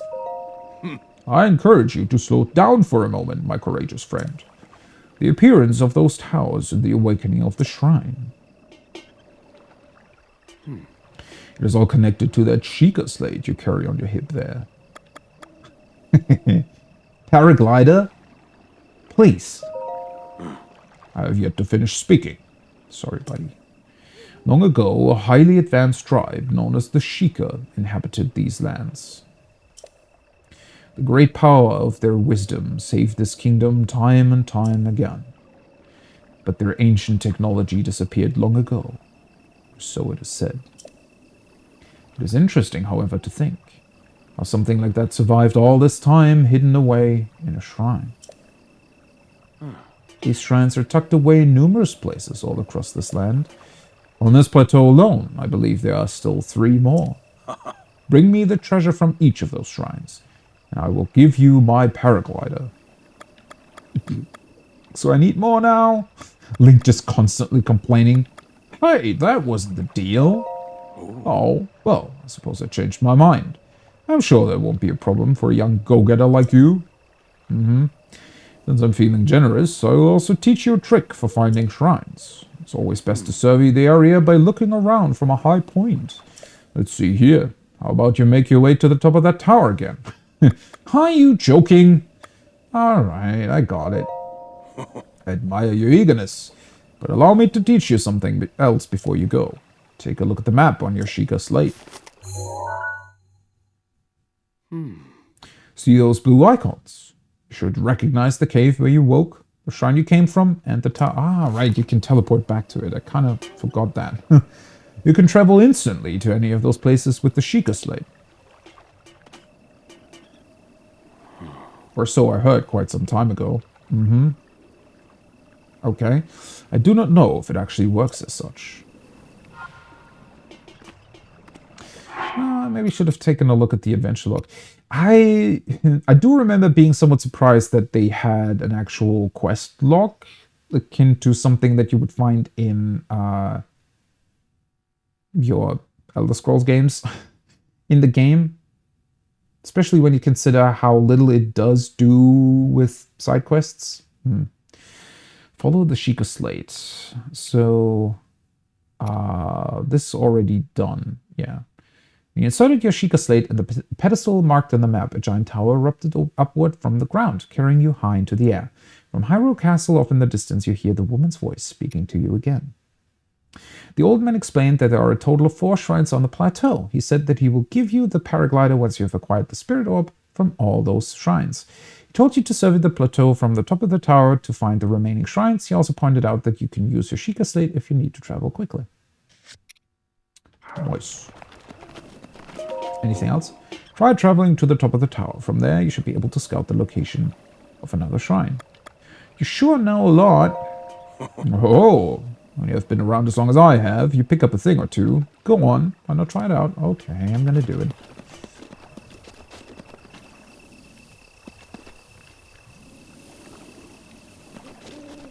Wasn't there a thing in the lake here too? Ah, yeah, multiple things even. Another small but cool little touch. You get the power and then they give you an option to use it. Give it here. Amber. Fossilized resin with a caramel-esque sheen to it. It's been valued as a component in decorations and crafting since ancient times. Okay.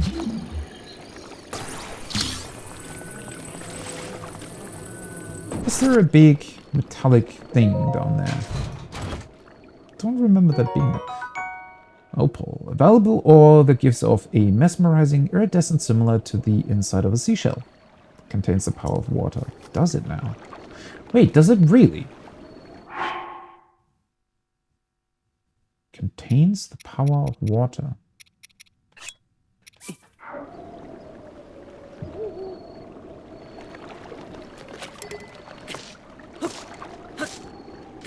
Certainly not by striking it. I don't remember if you could do anything with it.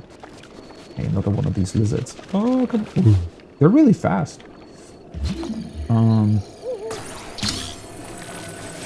What is this even supposed to be? Can I? Fishies, come here.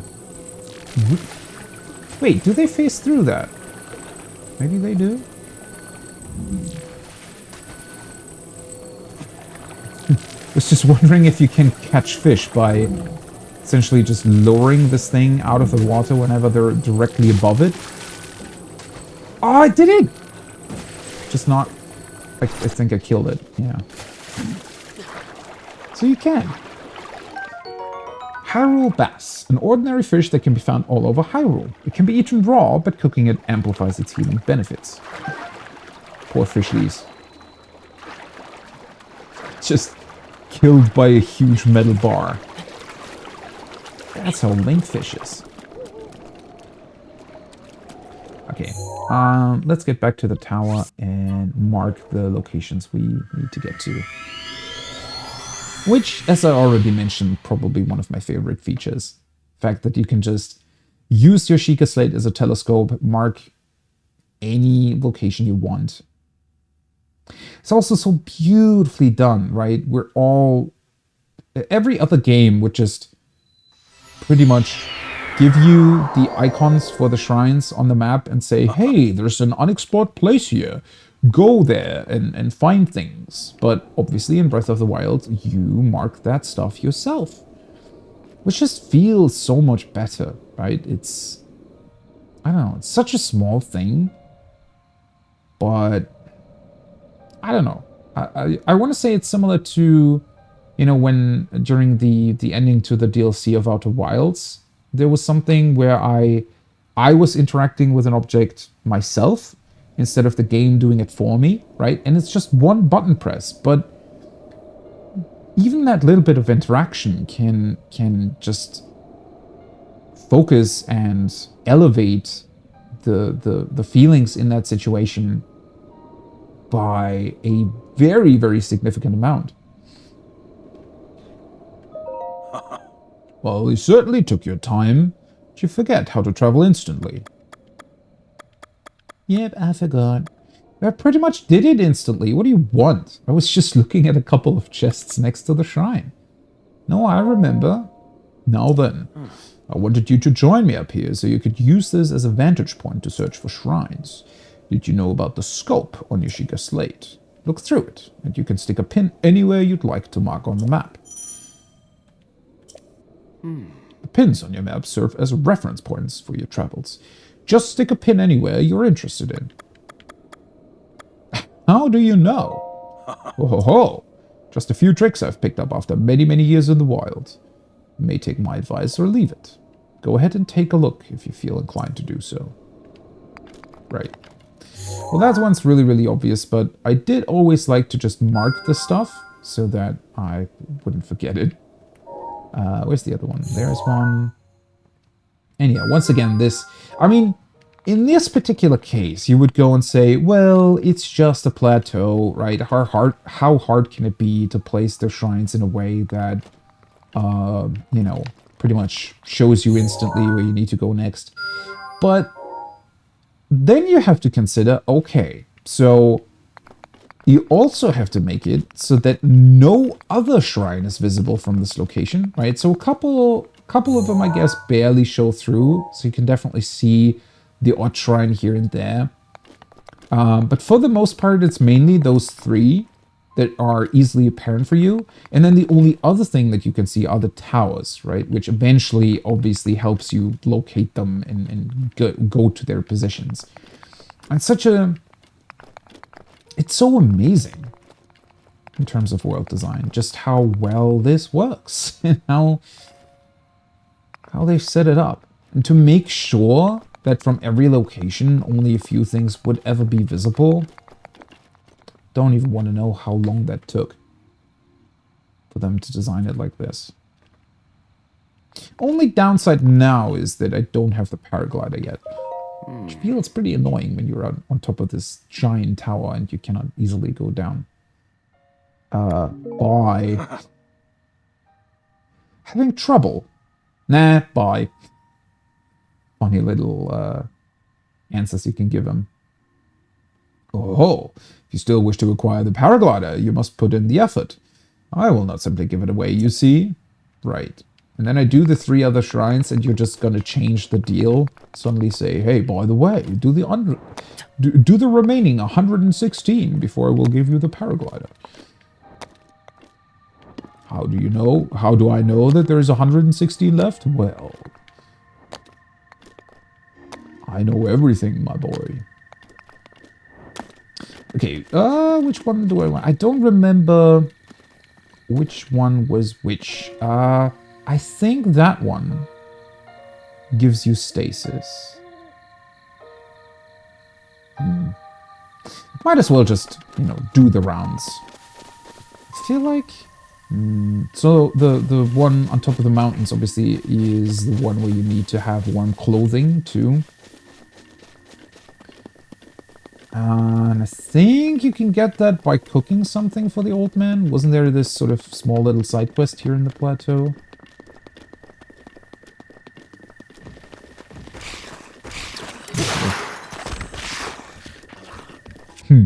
I do remember the skeletons being somewhat scary for me as a kid. I never enjoyed it when because they also were accompanied by really, really scary music in Ocarina of Time when you were out in the field. Oh, wait, I already have the maximum number of bows? Seriously? Okay, sure. Bokoblin arm, a skeletal arm that keeps moving even after it's severed from its body. It's kind of gross to strap it to your back, but it'll do in a pinch. It's old and fragile, so it's quick to break.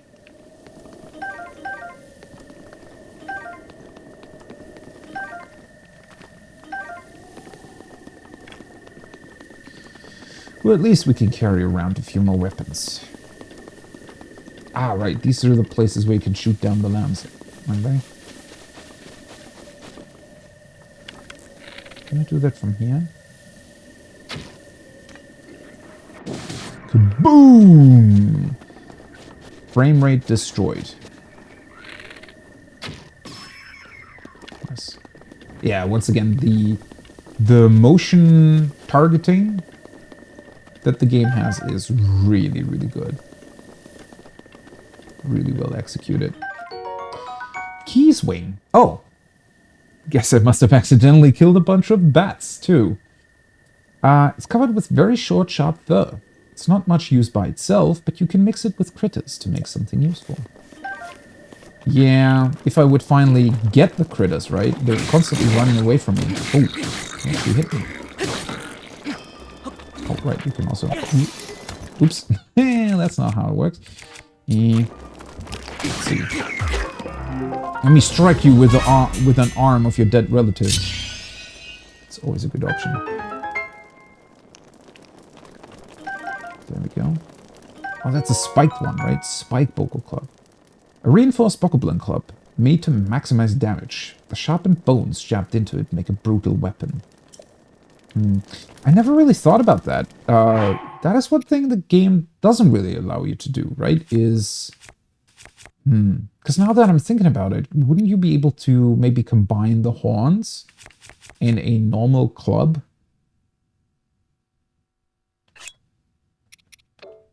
To make this?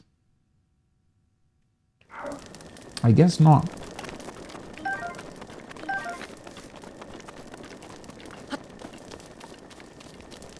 Well, maybe I'm thinking a little bit too much like Tears of the Kingdom now, right? Fire arrows. Fire arrows break apart on impact, igniting objects in the immediate area. Incredibly effective against cold things. You don't say. Oh, right. That was this way, right? Okay. Cool.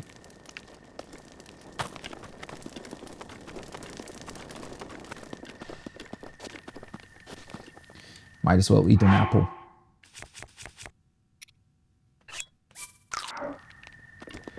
Nom nom. Right. Okay, this is the one where you have to escape the lasers from the ancient things. Would I be able to kill them? I don't really think so. I think they're quite powerful in terms of their capabilities, or at least they have a lot of HP to churn through.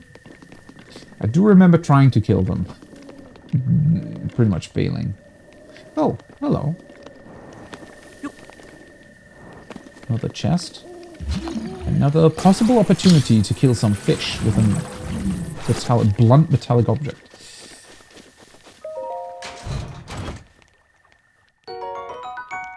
More amber. Cool. The shrine's in the middle somewhere, right? And a couple of these things are gonna come alive. Ah, it's the bomb shrine. Right. That's why it has the wall that can break there. Okay. Who of you guys is still alive? I guess none of these three.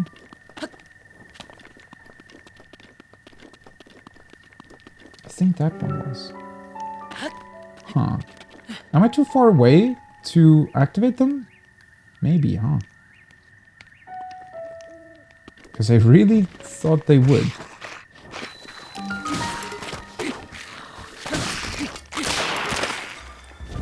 There we go. Another club, another shield, another arm that I can carry, another traveler's sword. Oh, might as well throw something away, huh? Oh boy. Already getting into the inventory management of the game.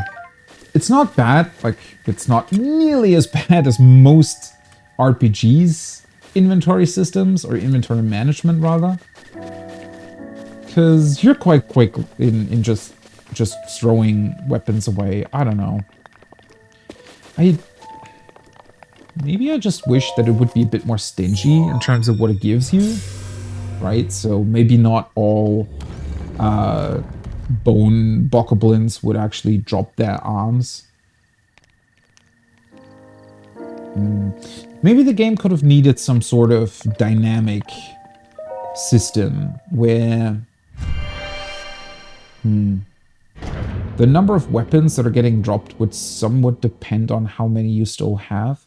I don't know, you can... It's another one of those things where I'm not entirely sure if you would run into more issues doing it like that, or if it would actually help the game.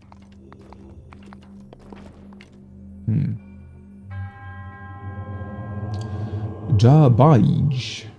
Bai? What are their names based on, by the way? That's probably based on, I don't know, maybe Buddhism or something? No idea.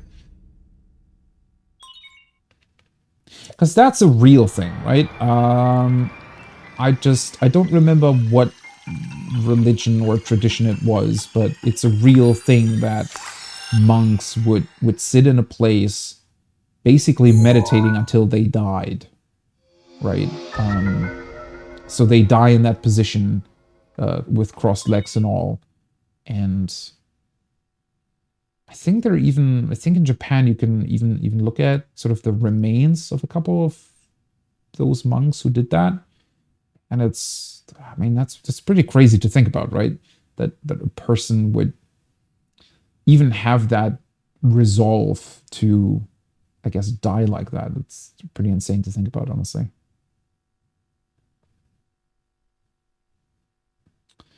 Oman Ao is Aonuma. Okay. So they're like, they've switched the names around from like real things. I guess that works. Bomb that can be detonated remotely. The force of the blast can be used to damage monsters or destroy objects. There are both round and cube bombs, so use whichever best fits the situation.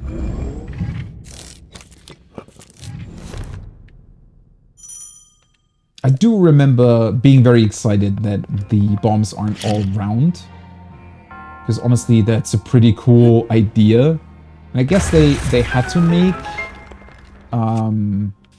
square bombs available too, because that way you have better control over whether or not they slide down a hill.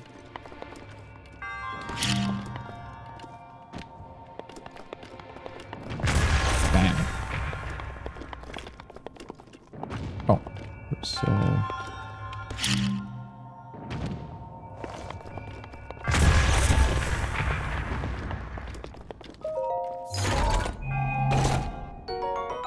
Traveler's Claymore, a basic two-handed sword often wielded by aspiring adventurers. Its immense weight can knock enemies' shields right out of their hands.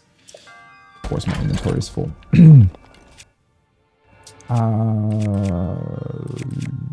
Might as well throw this one away.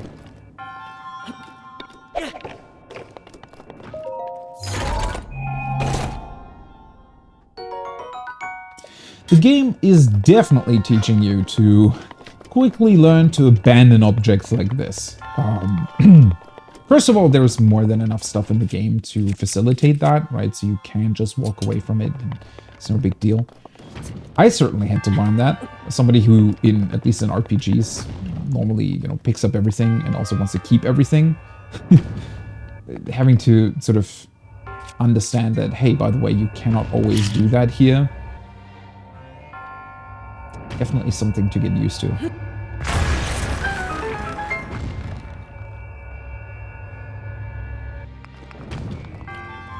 Well, there are names too. At least I thought that maybe their names would be based on the same sort of religion as the practice of dying in that position comes from. I guess it doesn't. I'm really not quite sure. I never looked that up. These are one of my favorite things. I really, really wish they would have done more with this. Man, a couple of the later shrines really are way too basic.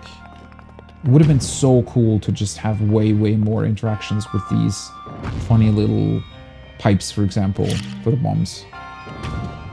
Yep.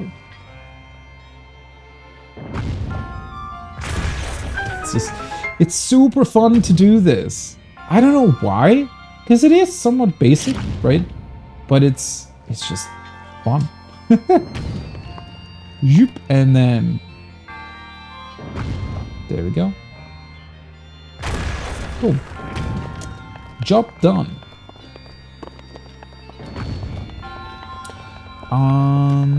Why did we get the ball thingy again? Is there a reason for it?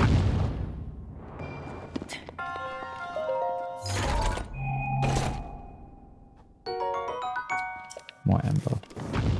And yeah, the optional chests in the trial rooms could have definitely held more interesting things. I don't know, maybe it would have been cool to have some sort of shrine set? I mean, I know that there's something like that later on, but that's not directly related to the shrines.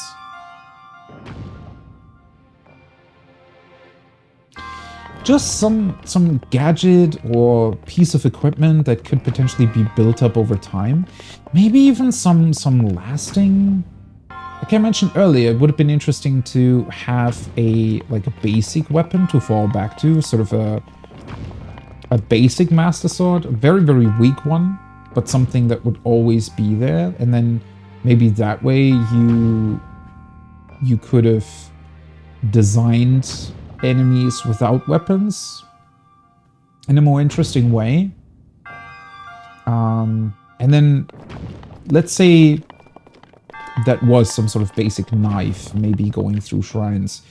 The optional chests and shrines could have had some additional pieces for that basic knife. Although, now that I'm thinking about it, I guess eventually you would just have some insanely upgraded knife and no reason to ever touch any of the normal weapons again. And they certainly wanted to avoid that, right? It's so weird. Whenever you try to come up with a solution for a problem, I guess it does show that the game is very, very well designed in a lot of areas, that, you know, trying to find a solution for one problem kind of creates another problem. Whereas with games that are just bad or have certain elements that really just have a bad design, period, you can come up with solutions that actually solve it and, you know, don't have any negative impact on any of the other aspects of the game.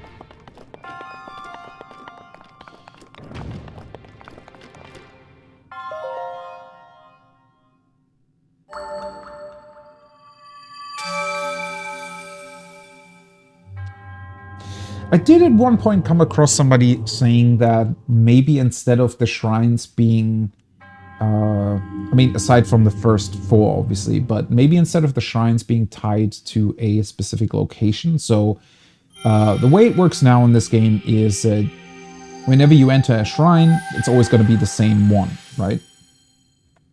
And because of that, they had to keep them somewhat basic in their design, because otherwise, well, you cannot... What if the player, for some reason, accidentally walks into like an insane endgame shrine and they have no clue how to solve it or what to do with it, right? So it seems like they wanted to avoid that, and that's why they made all the shrines pretty much accessible from the get-go and accessible no matter what point in the game you get to it. But that just logically means that, you know, once you've already done, you know, half or 2/3 of all the shrines, the last ones really aren't going to be that exciting anymore, because they never build on the concepts of the earlier shrines, right? They never get more exciting. They're all sort of on the same level, more or less. So what they were suggesting is that maybe the shrines should have sort of been a pool. Oh. Well, that didn't work. They could have been sort of there could have been a pool of 120 shrines, and the game sort of randomly chooses one with certain conditions applied, so that they could make it, you know, more interesting as time goes on.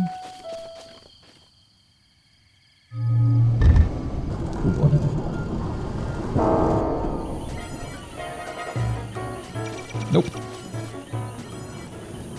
That being said, I'm usually a big fan of game worlds being consistent, right? I don't like this idea of worlds. Well, I guess it's also partially due to just having seen too many examples of games where they relied on that dynamic of changing the world. Not necessarily randomly, but based on certain parameters. I've seen that too many times. I think, especially with Elder Scrolls, it just shows that unless you're willing to put in a lot of time and effort to balance those aspects correctly, they can very easily make your game world feel, well, both less immersive, but also just in general less real. Because, well, when you put in design elements like that, especially when they're based on player actions to a degree, or based on player level, or any of those things, then unless you find an incredibly clever way to hide those aspects from the player, right? So the player wouldn't really know how the system really works. Unless you're able to do that, most players will eventually find out, okay, this is how it works. And at that point, it has the opposite effect, right? Instead of making the game world feel more interesting. This is so fun.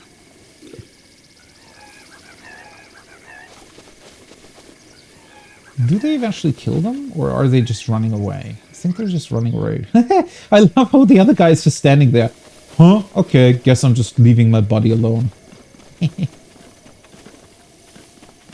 And what now? I think the bees... Oh, do they just return to their nest eventually? Huh. Okay. Did not know that.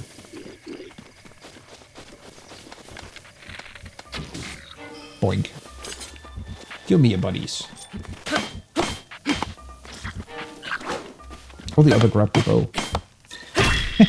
I'm accidentally felling the tree beside me while attacking him.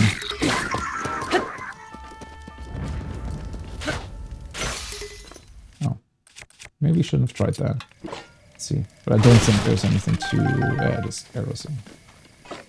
Probably not worth it to break them apart every time. Fire. What else did they have? Another shield. There we go. Don't need the club though.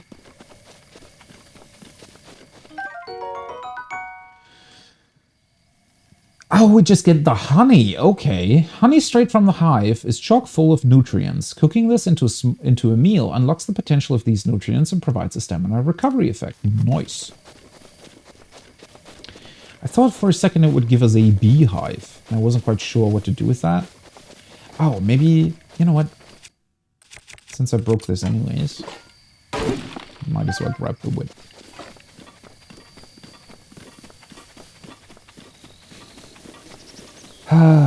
I really do remember just running through the game world and pretty much just looking at it most of the time. It's so beautiful. And the slight breeze in the background wafting through the grass. There's all these sounds of nature around you. Honestly, in terms of the sound design, I've also always been a big fan of how the gear sounds, because that is something that is often underestimated, right? How does character movement actually sound? I've always been a big fan of that, because it really facilitates this feeling of slowly but surely getting upgrades for your gear and knowing that you just carry a bunch of stuff around and a bunch of really useful, you know, not only weapons, but also just, you know, an axe and a bow.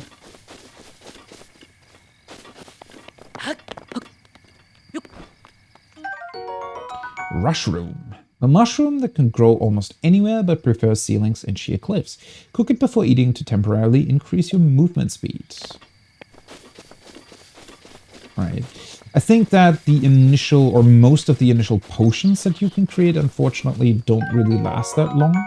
An acorn, often found on the ground near trees. Squirrels adore this nut, so you may have competition while foraging. Add one to a meal for a nutty seasoning. Right. If squirrels are running around the place, then I wonder if we'll find a random Thancred appear. Teleporting in, his nuts being covered by a squirrel. Just shouting, "This is Thancred. It's my turn." Let's grab the farmer's pitchfork. Farming tool used to collect hay efficiently. It's light enough to be used by anyone. The 4 prongs are very sharp. I think weren't the like long weapons like this, sort of the stabby ones? I think they're incredibly effective, right? Because you can pretty much outrange most of it, most of the enemies that are in the game. A pot lid. The lid of a large soup pot. It smells vaguely of poultry broth. Yum. Can take quite a beating before breaking. But unfortunately, I'm already carrying around too many shields.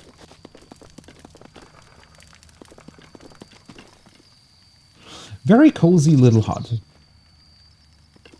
Very, very much love the design of, well, mostly the villages you come across during the game. I think they all have a very, very cool and unique look to them.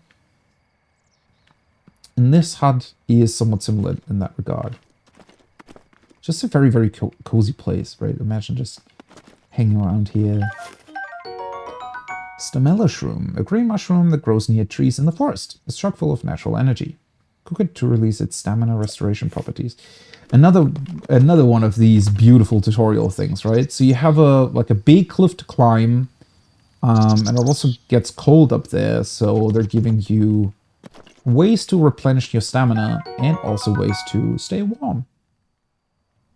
This pepper is exploding with spice. Cook with it to create dishes that will raise your body temperature and help you withstand the cold.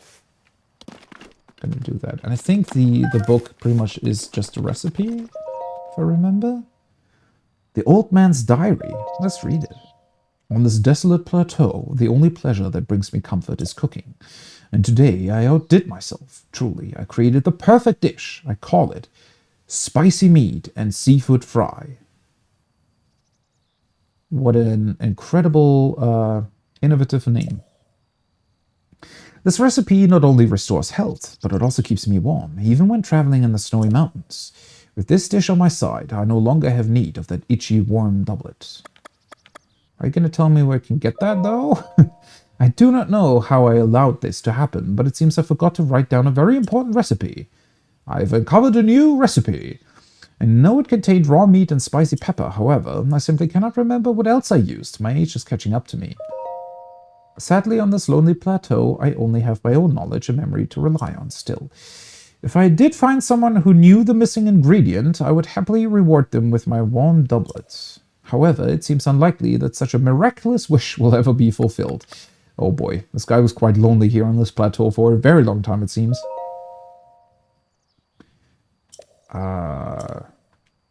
You'd think he would have come up with, like, incredible recipes, though, if that's the only thing he was able to do. Most of the time. Anyways, so, actually, let me read. So, we want to do...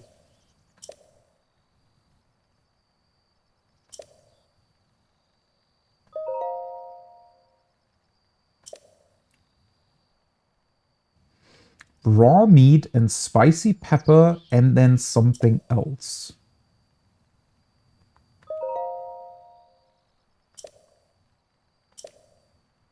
Raw meat, pepper.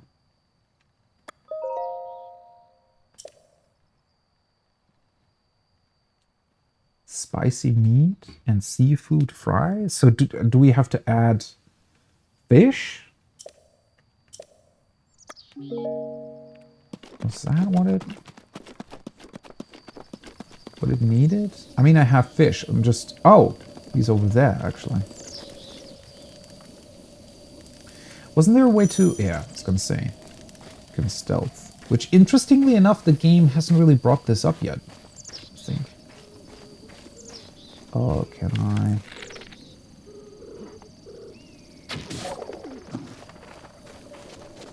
There we go. Raw bird drumstick. This meat is tougher and chewier than a standard steak. Tastes better cooked. I don't know if that would count as normal meat, though. Guess it should, right?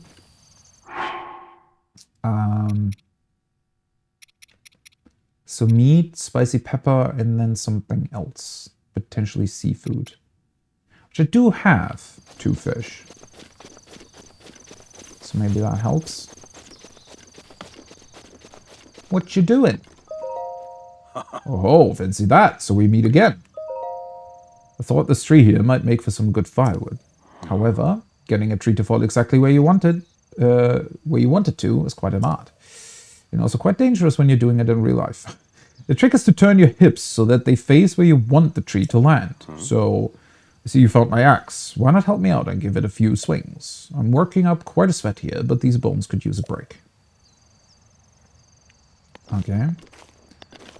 Well, the problem is I only have 2 peppers, so I'm not entirely sure if I want to use up all of them, if I don't yet really have an idea of what the secret ingredient could be. Or if the bird drumsticks even work. Might as well try it, though. I mean, it shouldn't necessarily be... What's up, Link? That wasn't a long run. Okay, let's... Wait, what? Oh. Add. I pressed the wrong button. Let's see. No. What? Ah, never mind, it worked. Spicy meat and seafood fry. Okay, so let me get this straight. The old man wrote down that the recipe is called spicy meat and seafood fry. And he recalled that he needed to add pepper and meat, but forgot the seafood for spicy meat and seafood fry. Yeah, he is really getting old. Or just very lonely. Grand low level cold resistance. A filling dish made by cooking fresh seafood and meat together. 3 minutes, 30 seconds. That's actually quite long. Hey, buddy. I found you a very, very secret ingredient. Huh, what is it? Oh. Do I have to wait for him to come back here? I thought he... Doesn't he give you the doublet here, or...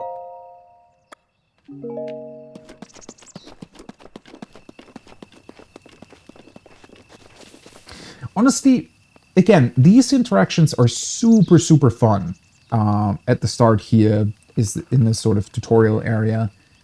It's just that it never really appears ever again during the rest of the game, right? So there's never again a side quest that needs you to come up with... Well, I know there are side quests that require cooking and stuff, but I don't know, it feels like eventually the game should sort of add to this, right? And present you with a couple of more complex challenges that utilize the different gameplay elements that are being presented to you in a clever way. I don't know. Oh, if you're hungry, you have an empty pot you can use to cook yourself a meal. I cooked something. Wait, who's that? It looks just like my signature perfect dish, spicy meat and seafood fry. But how did you? Well, I suppose that is not important. Can I trouble you to share the recipe? Of course. Hyrule Bass. How could I have forgotten? Well done. Now, please allow me to reward your culinary efforts with this warm doublet. Nice. At least that way I don't have to constantly run around with the buff on. Which, now that I'm thinking about, isn't that funny? So he... You can cook the meal that gives you cold resistance. But cooking that very meal then rewards you with clothes that just give you cold resistance. Completely eliminating the need for the very same meal you just cooked. Okay. Round pullover, typically worn by mountain folk. A sturdy fabric and thick gloves are great at retaining body heat.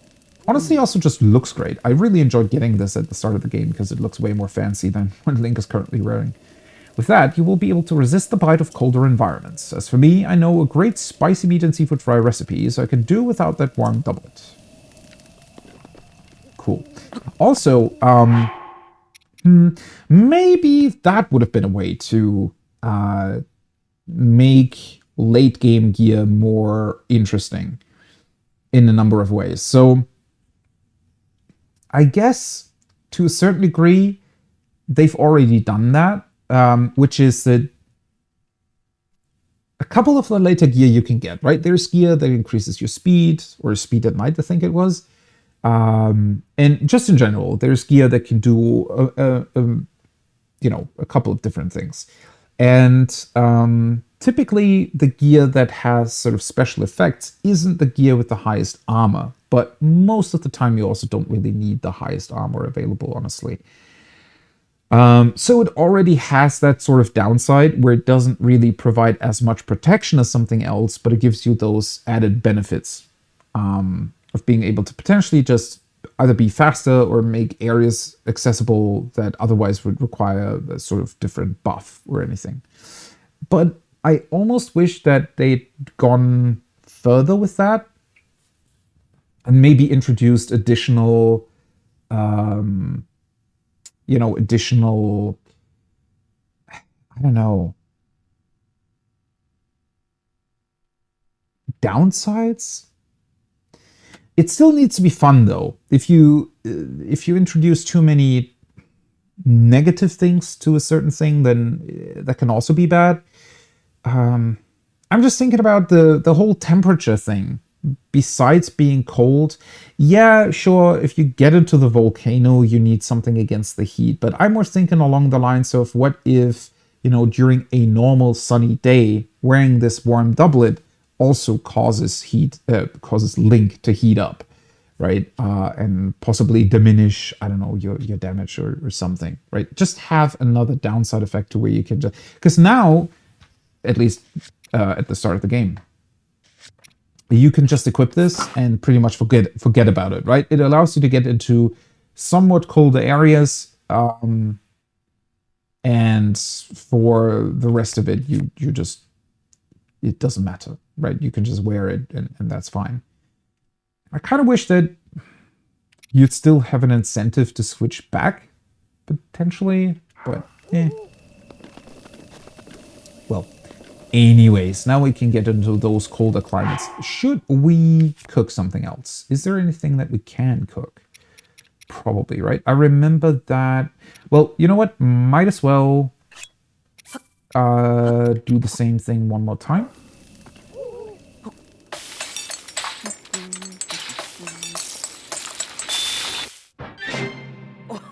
There we go.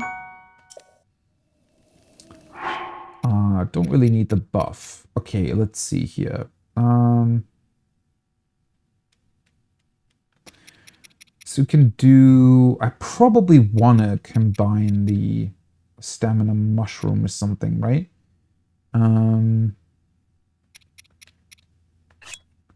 So this could be seasoning. Can I combine this? I think so. Nice. Energizing meat and mushroom skewer. Instantly refills some of your stamina wheel. A filling dish made by grilling various mountain ingredients with meat. Right. So I do at least have some stamina recovery. I think the acorn or the quote-unquote seasoning pretty much just adds more healing to it, right? Which I don't really need at this point.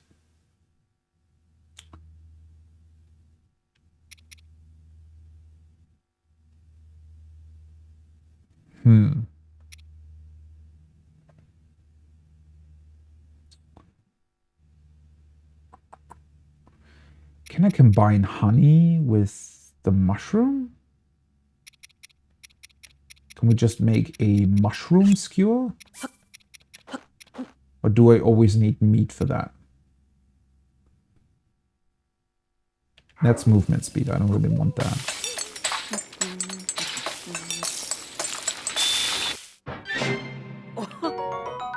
Glazed mushrooms. Oh, because of the honey?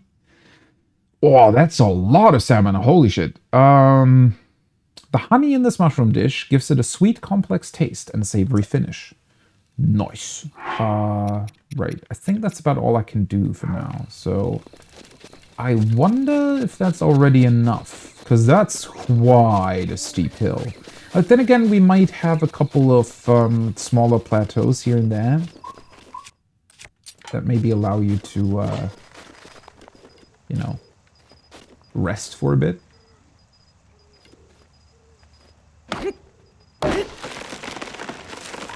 Boom. There we go. Yeah, don't need that tree branch. Okay. There we go. Slowly does it. That's so cool. And works so well.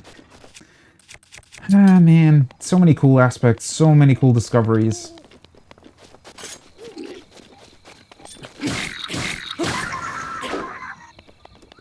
Oh, you have a large stake.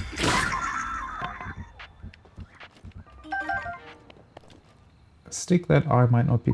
They're still around, though, right? I wonder for how long. I don't think that they... Does this game retain things like that when they fall down? I don't really think so. At least not for forever, right? Just wondering if I could potentially grab that later on. Once we can get off the plateau. Hey, more fire arrows. Nice. Okay, let's try to do this. Yeah, there's a couple of smaller plateaus here that we might be able to utilize to rest for a bit. Oh yeah, there's a bunch of them. Actually, I guess giving you stamina recovery items really is just mainly for being able to survive if you make a mistake. Right, if you're kind of going the wrong way or you're jumping too many times, then you can recover a bit. Oh, I should have cooked the mushrooms too. I forgot that that helps too. Does it help with stamina recovery though? So when you're moving faster, you can climb faster, but I think it will also deplete your stamina faster if you do it. Pretty sure anyways. But yeah, being able to traverse this a bit faster would have helped, certainly.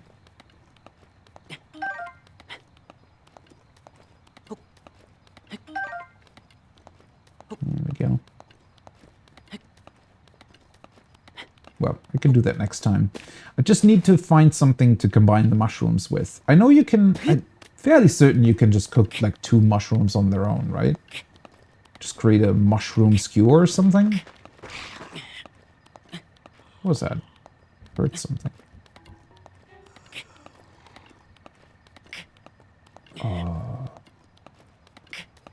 Is there like a skeleton on top of the mountain?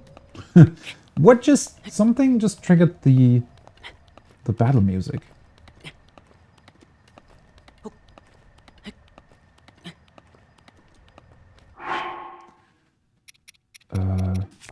Yeah, it lines up stamina usage and climbing speed. Lines up in the sense that you do use less stamina. Oh, I maybe didn't even need that. Over Daim. Let's grab that. Oh, yeah, you use it more quickly, yeah. Because otherwise it would have, like, it would have 2 effects at once, right? Less stamina usage and quicker movement speed. That would be a bit overkill, I want to say.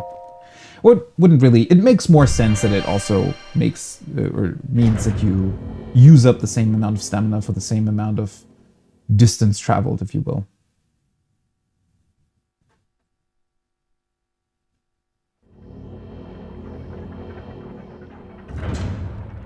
I think there was a limited number of effects you can put on your dishes though, right? So you wouldn't be able to combine both. Well, you can combine stamina recovery with movement speed, I'm pretty sure, because the stamina recovery is just an instant thing. You cannot combine, however, movement speed and like lowered stamina consumption, right? If that's even a thing, I don't remember. So literal timed buffs, I think you can always only have one of them on a dish. Maybe. I want to say that's how it worked. There we go. Stasis. Probably the best effect? Question mark? I don't know. I think I enjoyed this the most. Especially later on when you get the upgrade where it allows you to also stasis enemies. It's really, really fun. You can do a number of things with it. Although it is somewhat limited in its use, like how long it pertains. Stops an object in time while storing its kinetic energy. The stored energy will act upon the object when the flow of time resumes. Making good use of the stored energy can move even the largest objects. Nice.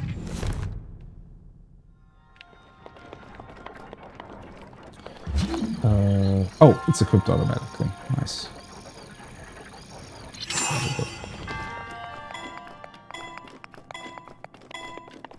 Also a big fan of the sound effect, by the way. I don't know, something about it is sounds pretty fun.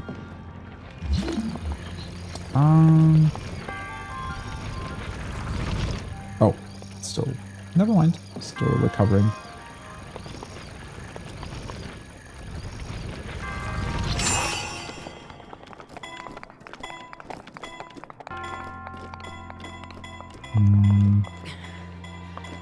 Definitely want to grab that chest though.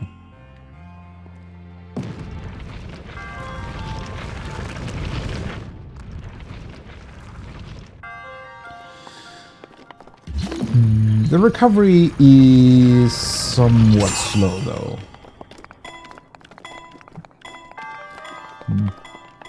Yeah, it's really, really difficult to say.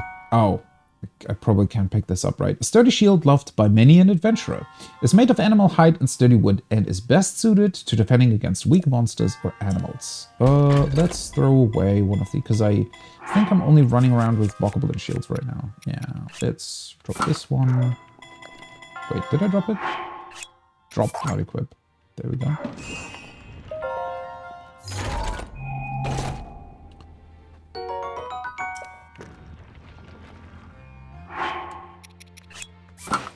Yeah, I wonder if for some reason they maybe also thought that... Oh, I don't need to, I can just run. Sometimes it feels like they weren't quite sure how far they want things... How far they want to take things. And so they limited maybe a number of things like the stasis too much. Because I do think that, especially later on during the game, why not just give the player the option to stasis objects for longer or have stasis recover pretty much instantly. It feels like they maybe were too concerned with keeping balance in check instead of just going all out and making these things incredibly fun to play around with. I don't know. It's tough to say, right? Without having access to a version like that. I guess maybe there are probably a couple of mods for the emulators available, but I somewhat wish that they'd done that. But I'm not quite sure what the impact would have been like.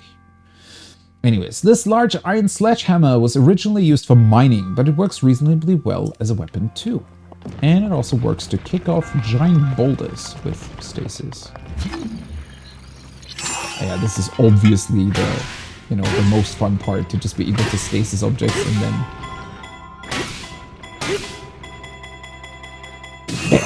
they just fly away. I think that was the optional chest, right? Most of these only contain one. There we go.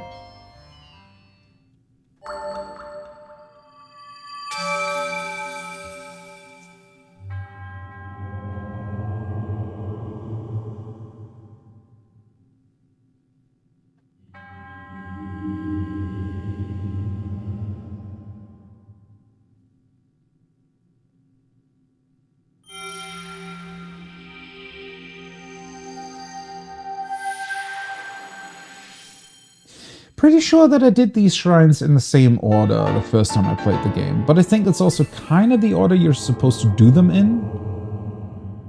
Not that you're really supposed to do anything here in some sort of particular order, but it does line up pretty well. Because, well, the first shrine you get pointed towards anyways, and then the one that's next to the ancient spider thingies is just the closest one.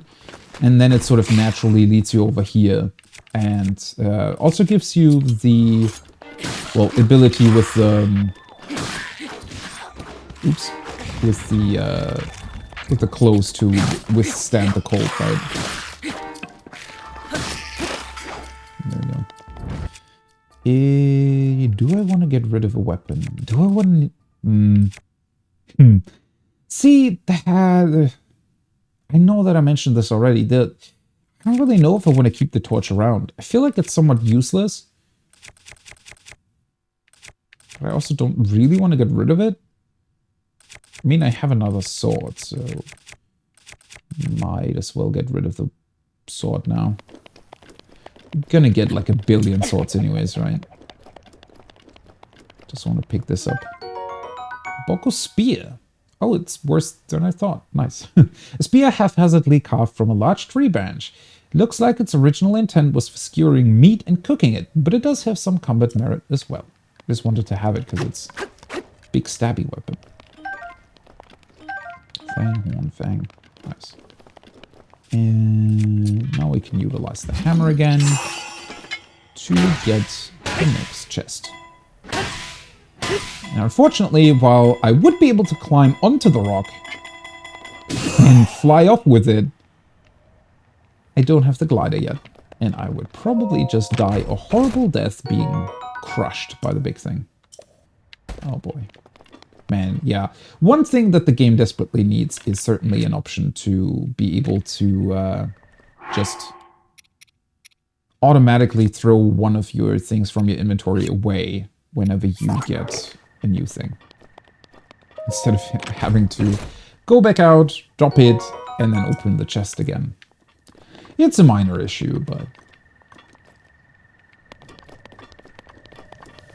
can be annoying from time to time. Right, might as well just equip that. Because it's gonna break pretty quickly.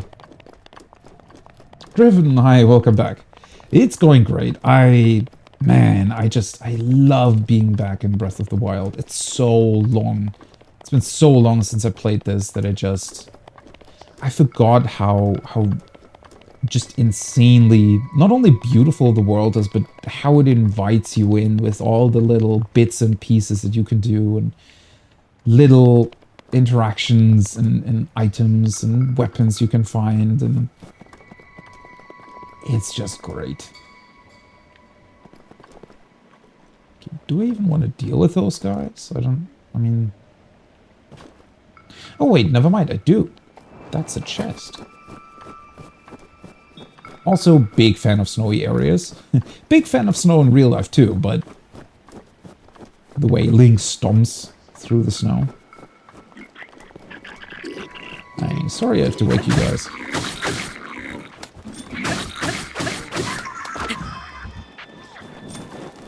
Ooh, wait, that's not nice.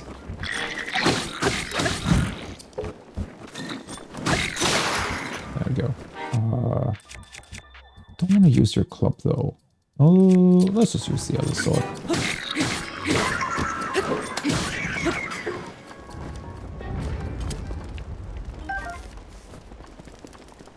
There we go.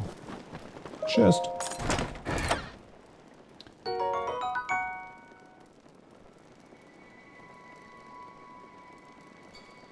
Oh, you don't have Switch or Wii U? I guess in this particular case. The new one's only on Switch, which is kind of funny to think about, considering that this game does run on the Wii U. I wonder if technically Tears of the Kingdom would have been possible to run on Wii U too. Although then again, we don't know what new interactions they've introduced that might not really be possible anymore. I guess they would require just an insane amount of optimization. But, to be fair, it feels like the bulk of that has already happened with this one. Oh, on the computer, yeah. I mean... there is ways to play it there too, right?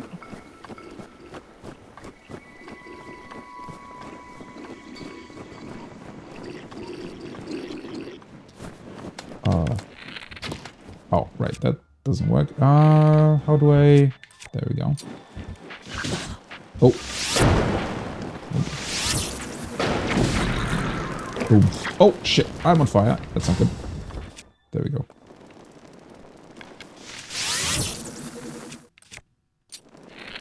Switch it back.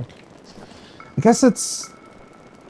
oh, the only kind of annoying thing with how you switch bows and arrows is that you always have to pull out the bow and then make sure that you're not actually firing the arrow.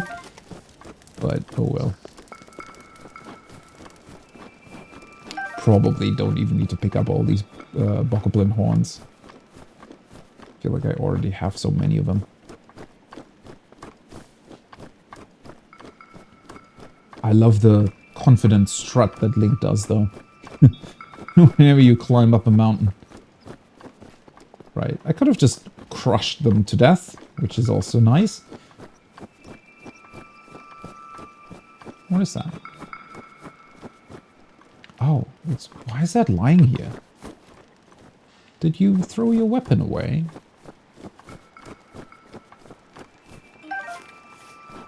Huh.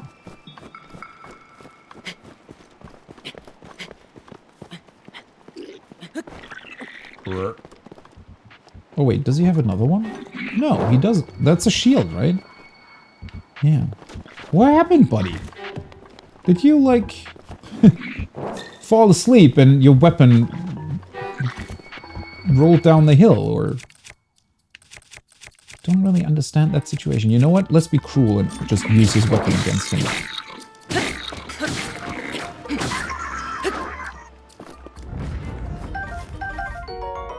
Bokoblin Guts, a rare material obtained by defeating a bokoblin. It convulses on its own every now and then. Nice. Which is really creepy, but perhaps it has a use. I wonder what that will be. Also, that's a pretty good shield, I think. So let's get rid of this one. A spiked Boko Shield. Boko Shield made of slightly stronger wood and reinforced with animal bones. 10. Yeah, that's pretty strong. Let's equip this one now. Just looks really great on Link, I think. Kind of fits his whole Hylian aesthetic. Okay, where the hell is the shrine, though? Didn't remember it being so far away. This mountainous region is actually pretty insane for it just being the quote-unquote tutorial area mountain region. I don't remember if there was anything at the top, though. Let's check that out.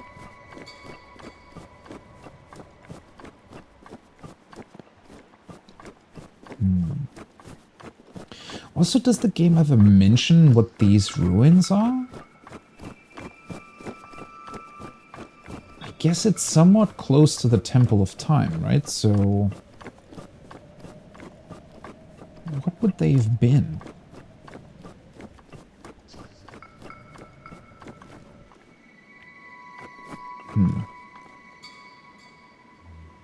I mean, this is also just the wall that's surrounding the plateau, right? So, whatever that was supposed to be. Guess maybe the old city wall of... but the castle's over there. I don't know.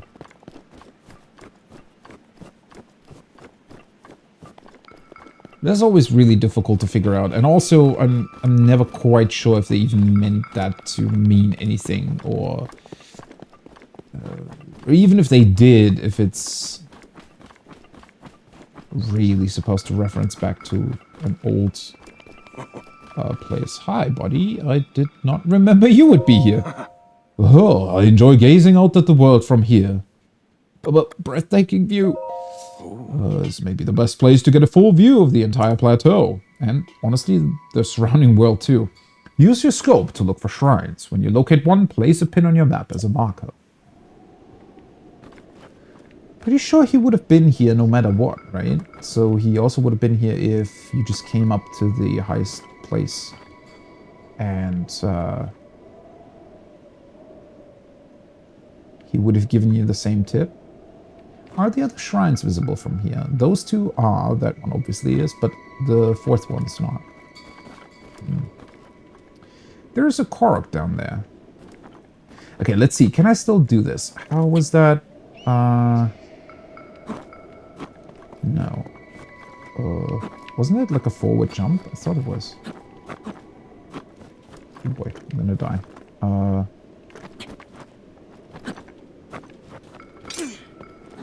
Oh, that's how you did that. I forgot about that too. So that's the... that's how you can, like, mirror the lasers back at the big dudes, right?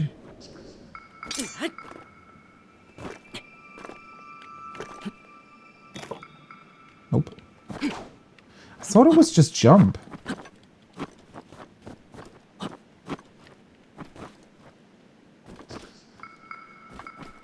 Oh, you get the one doublet here. Oh, that's really awesome. So if you make it all the way up here...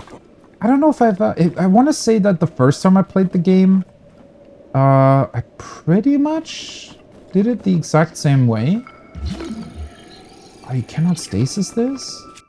I thought you'd maybe be able to knock this off. Guess not. Oh, you can search it. Never mind. Well, that works too.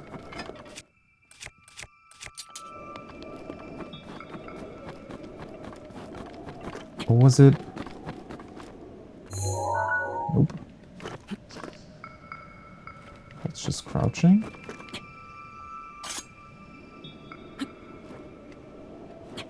That draws your weapon. That draws the bow. Yeah, I honestly don't remember how you surf on your shield. I thought it was just jumping. Jumping while holding it, or is it? No. Huh. Don't they tell you eventually? Maybe?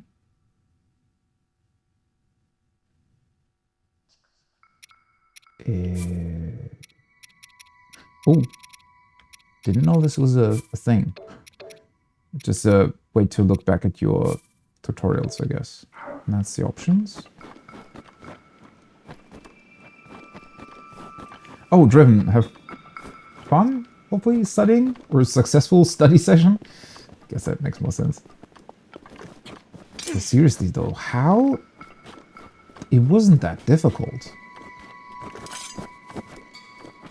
That just draws your weapon. There aren't any other buttons on the controller. Oh, that's your... Oh, there we go. Okay, now I got it. So it's another... Oh, that's so fun. This is probably... Is it the most fun element? I don't know. So you jump and then, yeah. But being able to surf on your shield, whoever came up with that at Nintendo is just a genius. It's so cool. Okay, I think this is the correct one.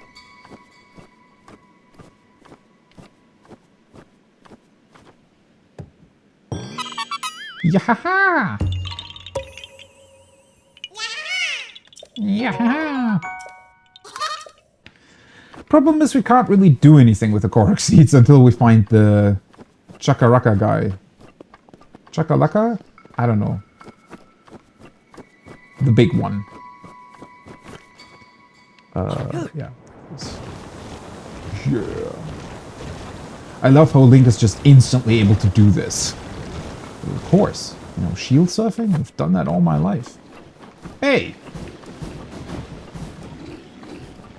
That was not... Where did the... Who threw the snowballs?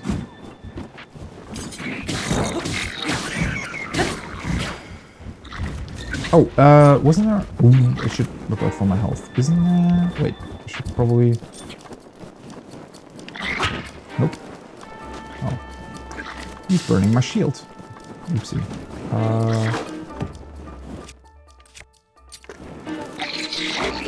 Is his weapon just continue to burn?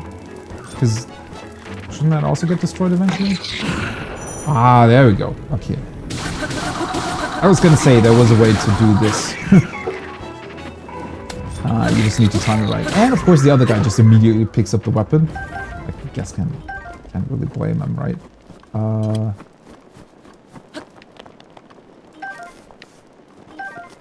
Wait, are these are snowballs though, right? They're not just stones.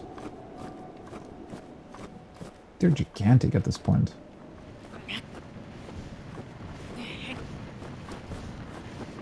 How big can they get? I think this is kind of their maximum size, isn't it? Doesn't look like they get much bigger. Ooh. Bye-bye.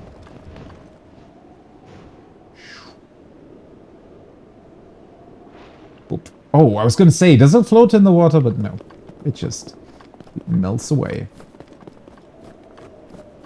Sadly, no bokoblins to throw them on, though. Unfortunate. Also, I should probably heal.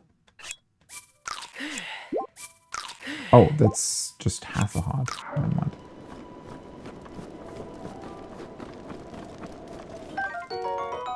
Another seared steak.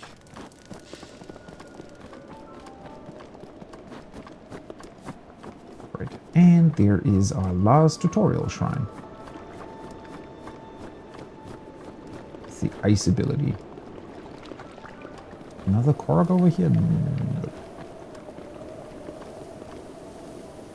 I really forgot how much there was to do here on the plateau. I didn't even visit the entire forest, right? That has the mini-boss, the stone guy. Ah, well then again, we're gonna encounter many of them in our travels around Hyrule, so...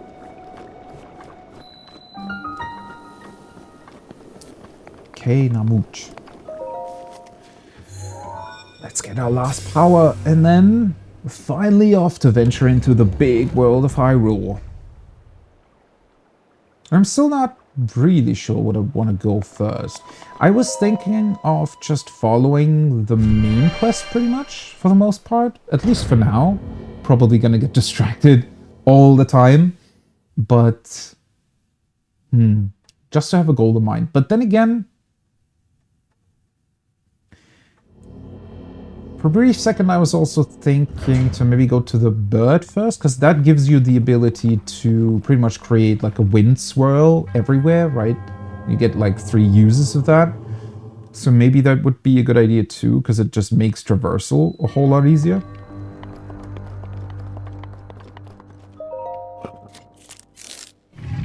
Maybe I'm gonna get that as the second one. I guess the game sort of strongly points you towards the water stuff first, right? I don't know. It points you towards Kakariko first, right? And that just happens to be fairly close to the water beast.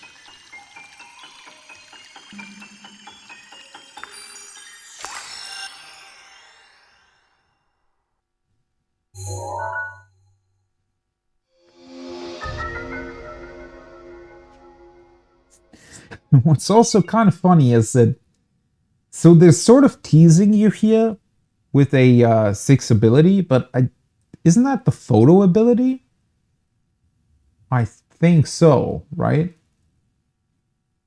So it's interesting that they decided to put that into the same menu. Or is it the upgraded stasis? I don't remember which one fills the 6th slot here. But it's definitely not an entirely new power. Builds ice pillars that are very stable. These pillars can be used as stepping stones or as obstacles. Use Cryonis on an ice pillar to break it.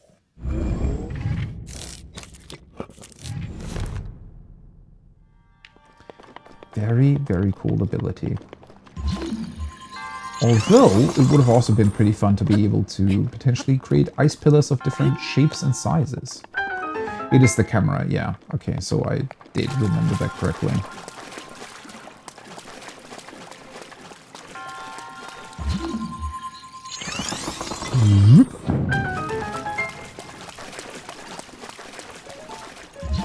Nope.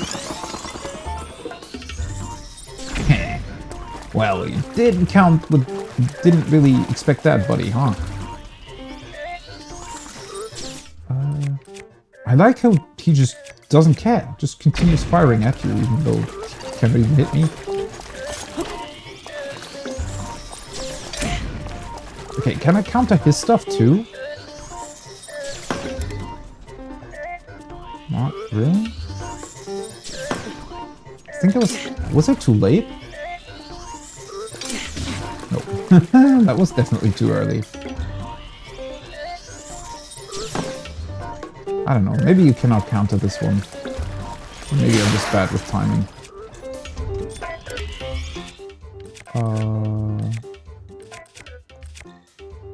Let's use the pitchfork.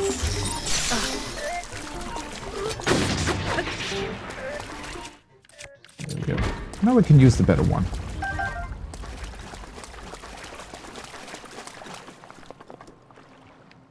I think it doesn't matter which side we go.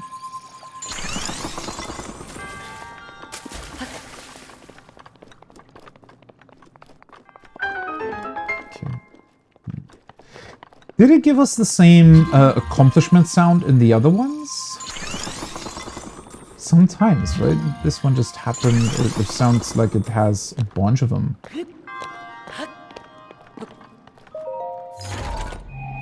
As if it's like a huge discovery. Hey, a spear! Nice. Spear used mainly by travelers to fend off wolves and other beasts. It's easy to hold and simple to use. Why does a spear that is designed as a weapon deal less damage than a pitchfork? I guess the pitchfork just has more pointy bits at the end. You'd think a spear would be way more capable, though. I love how ridiculous it looks when Link runs around with a pitchfork.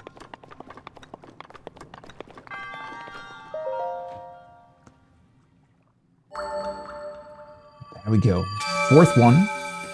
Now we can get our first upgrade. I don't even know... Do I want to go for a heart piece first? I definitely remember that I went for heart pieces first. Oh, wait, batteries had... Did it ever give me a prompt that the battery was already low? Does it just turn off? That's interesting. Where's my... There we go. Does it just turn on again, or do I have to turn it on? Hello. Yeah, okay, I have to turn it on. That was another thing, right? I know that I'm complaining about the PlayStation 5 controllers, or PlayStation 4 controllers for that matter too, to just not have enough battery life. The Wii U gamepad was ridiculous in that regard, because it lasted for about, well, now it lasted for about pretty much exactly 3 hours, which is also what I remember. It might have been maybe half an hour more when the console was still new, but that's ridiculous, especially considering that it was meant as pretty much the only option to play. So I think there was a Pro Controller for the Wii U, I'm fairly certain. But I mean, most games utilized the gamepad, right? Because that was the idea, that was the feature that it had. So the fact that you either had to pretty much keep it plugged in all the time, which is honestly pretty annoying to do, or only ever play for 3 hours at a time. And also, I mean, it's not even play 3 hours, right? Because, I mean, a lot of people... Oh, got a hair in my mouth. How did that happen? A lot of people tend to... I mean, if you just, I don't know, go to the toilet, right? Prepare some food. I don't know. You typically just go away when you're like playing on your own. You typically tend to go away from from the game you're playing, sometimes for 10, 15 minutes.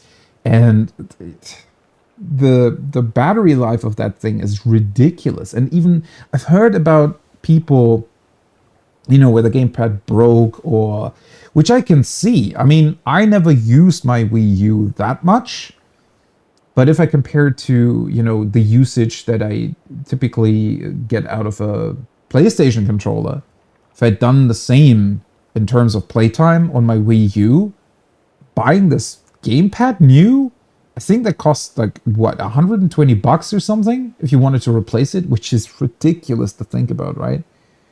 It's such a weird thing. Nintendo. I don't know. Odd design decision. Such a cool idea when you like first think about it, but then the more you do and the more you realize, hey, you know, it actually creates more obstacles than fun. And yeah, that's Nintendo for you. With this, you have now acquired all of the spirit orbs from the shrines on this plateau. Oh ho ho, extraordinary. That means it is finally time. Link, it is finally time for me to tell you everything. But first, I'm gonna alter our deal again and not do what I said I would do and give you the paraglider, but instead you have to follow me to the Temple of Time. Imagine an X on your map with the 4 shrines at the endpoints. Find the spot where those lines intersect. I shall wait for you there. Yeah, there couldn't possibly be the giant defining church. You understand, where 2 lines connect, the shrines would cross. There I will be waiting. And off he goes. And just disappears. It was pretty awesome, though, to realize this for the first time. I mean, it was insanely obvious that the Temple of Time would eventually be the place you need to go to. But the fact that they made it so that it does, in fact, do this cross section here with the Temple of Time in the middle, pretty awesome. They didn't have to do that, and they did.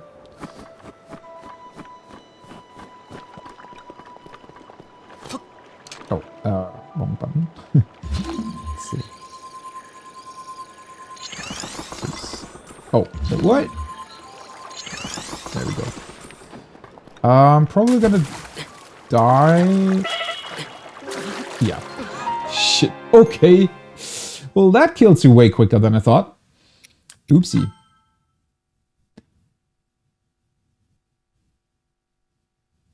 I mean, I knew that I would get damaged from the cold water. I did not, however, realize that it would kill me that fast.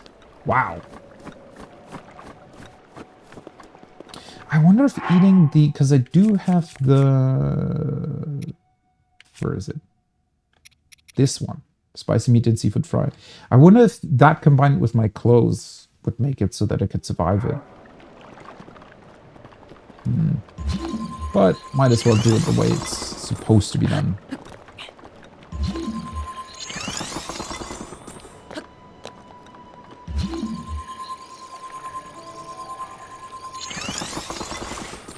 There we go.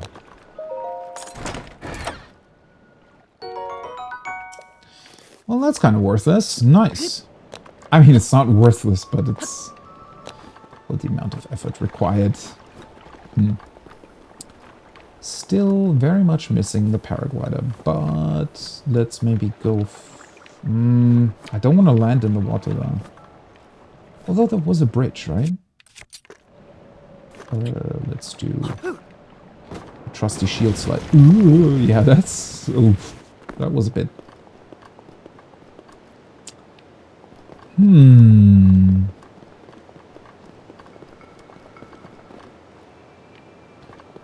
I guess I need to climb? No other way to get down here?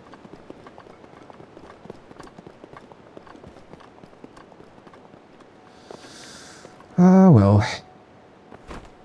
Let's do it then. Hopefully I can make it. Should be able to stand on certain places here. Yeah, okay. Because otherwise This could have ended badly.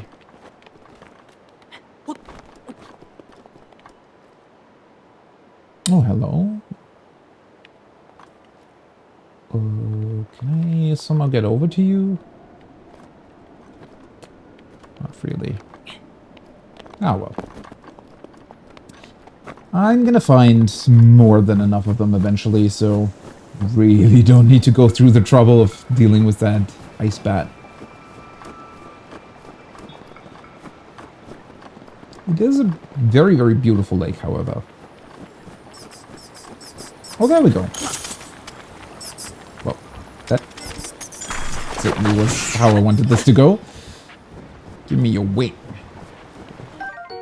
Ice Key's wing. A rare Ice Key's wing. Its frozen surface gleams attractively, but its usefulness isn't readily apparent. Uh-huh. Yeah, actually finding things to combine these with, I do remember, wasn't that easy. Because unless you look for like critters and stuff specifically, you don't really get those all the time. Oh,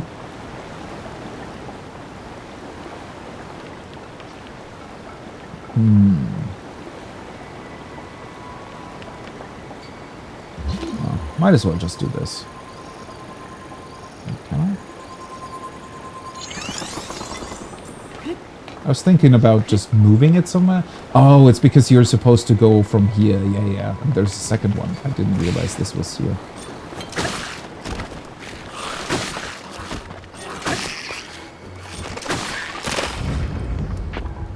Honestly, though, why do these die in one hit? Because they do give you weapons, right? They're weird still alive arms.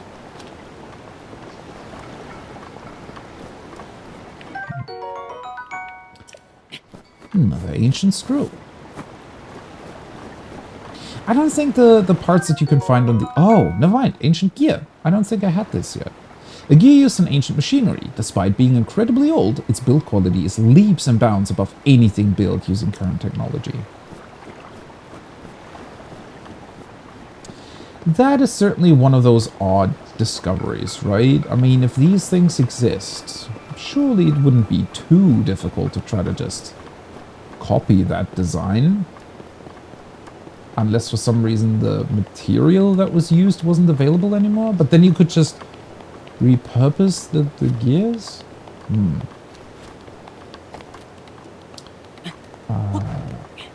Can I climb up here? Go on, Link. You can do it. There we go. Oh yeah, definitely. I still have one stamina recovery thing as well. Pretty sure. Although it would be good to get another one eventually.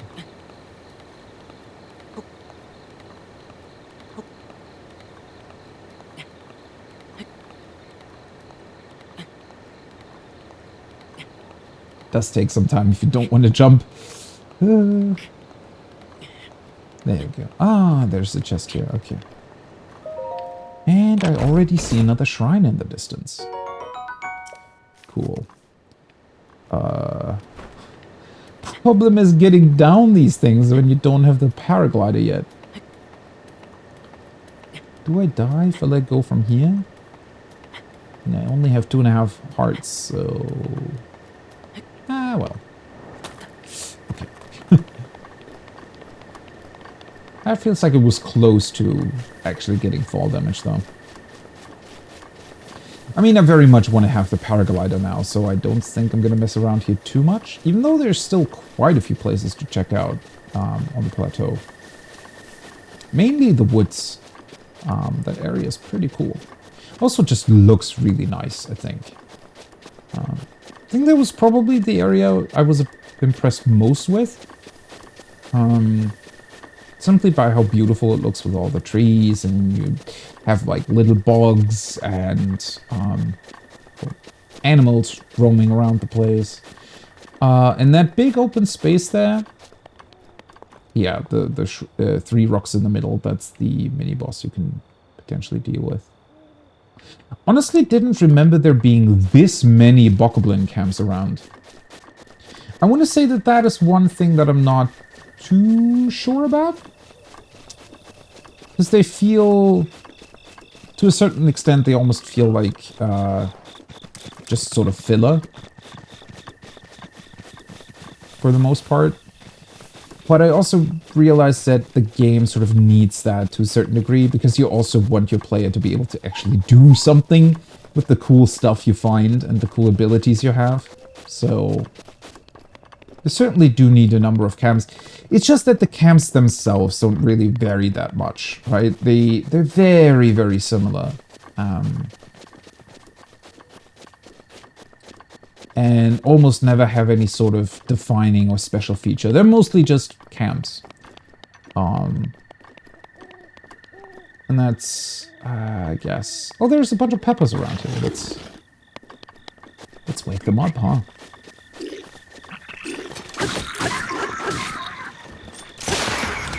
Poor little fellows. Let's get woken up and killed by a pitchfork.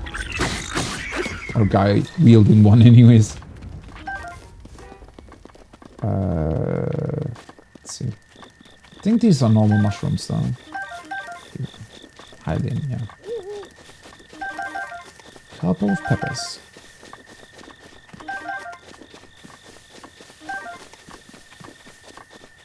Right. I also remember being really fond of the Temple of Time.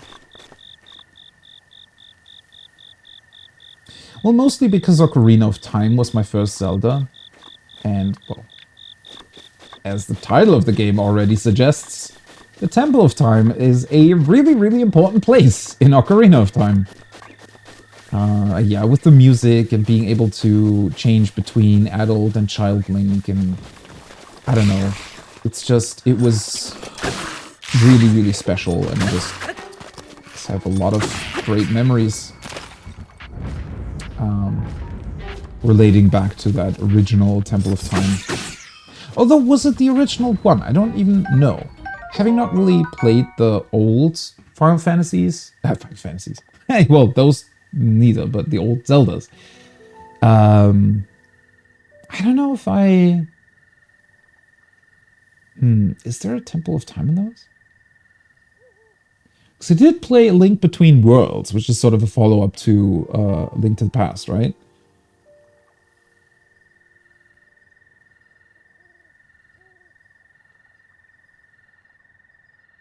I don't know if that had a Temple of Time in it. Hyrule Castle, yes, I think so. Temple of Time? I don't know. Keys Eyeball, a rare material dropped by defeated keys. It's fun to look at, but it doesn't seem to have much use at first glance. But it must be good for something. As always, these things must be good for something. Man, I really cannot wait for Tears of the Kingdom. That is one of the... I tried to not look at too much, but eventually, you know, curiosity gets the better of you, and... well, I guess you just look up more stuff, right? But, I did see that you can combine an arrow with a bat's eyeball, and that pretty much makes it like a tracking arrow. Because eyeball, right, you're able to see your enemy better, I guess. And I think that's just such a neat idea. And I really want to know what else you can do. And what cool combinations there are in Tears of the Kingdom. Because that is exactly... It really, really feels as if they just... pretty much went, okay, so what are the things that are missing from Breath of the Wild, right? What are the areas where we maybe weren't able to fully realize our vision that we had for the game? And then went, well, what if we just introduced that to the sequel? Oh, you were resting. I thought he was dead. I was slightly confused why he was already dead.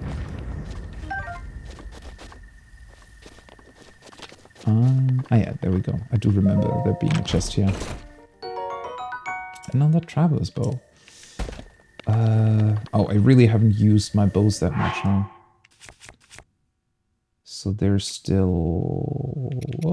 let's drop this one. Not that it matters too much. But since it's in a chest, might as well pick it up.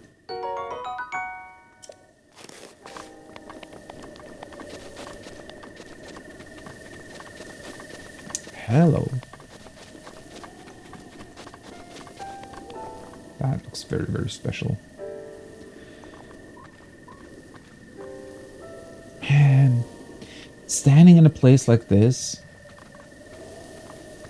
even though I'm not entirely certain if it's even meant to be the exact same Temple of Time or some, I don't know, adjusted, reclaimed, remade variant of it. Just imagining Child Link from Ocarina of Time walking through here with the awesome music and, you know, putting in his 3 jewel thingies, entering the back chamber.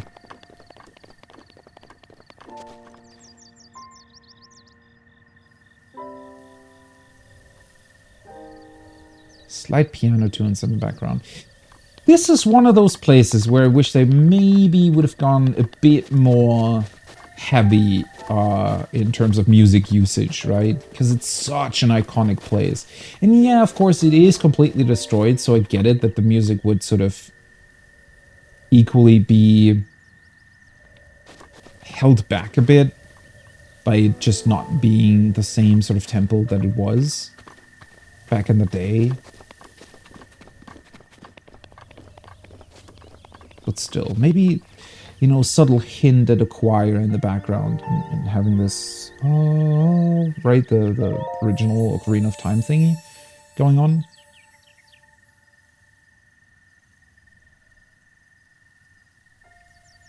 You who have conquered the shrines and claimed their spirit orbs, I can offer you great power. It appears you have claimed 4 spirit orbs. In exchange for 4 spirit orbs, I will amplify your being. So tell me what it is that you desire. Okay, well, Stamina Vessel by far is the more important thing. In this game, you just want to have maximum stamina. Aside from needing hearts for the Master Sword, obviously, but you can change that, right? So for the Master Sword, if I recall correctly, you need 13 hearts, I'm pretty sure. But you're able to change it back and forth. I don't remember what you needed for that, though. I think you had to give, like, an offering of sorts. And then you're able to change it back and forth. So you can just upgrade your stamina freely, pretty much. And then once you get to the Master Sword, you can just change it back to 13 hearts real quick, get the Master Sword, and then change it back to stamina. But yeah. I'm gonna go with stamina first. And maybe after I get the second stamina wheel, we can go into the hearts more. I do remember, however, being really, really annoyed. Stamina Vessel. The size of your stamina wheel has been increased, allowing you to perform more actions before getting tired. Yeah, I definitely remember being exceptionally annoyed that if you complete your stamina wheel, so that's the base game though. I think they actually changed that with the DLC, or that's because something was left there. But I think you cannot get full hearts and full stamina, right? Pretty sure you're missing out on a couple of hearts if you're going for 3 stamina wheels. And I remember being really annoyed at that.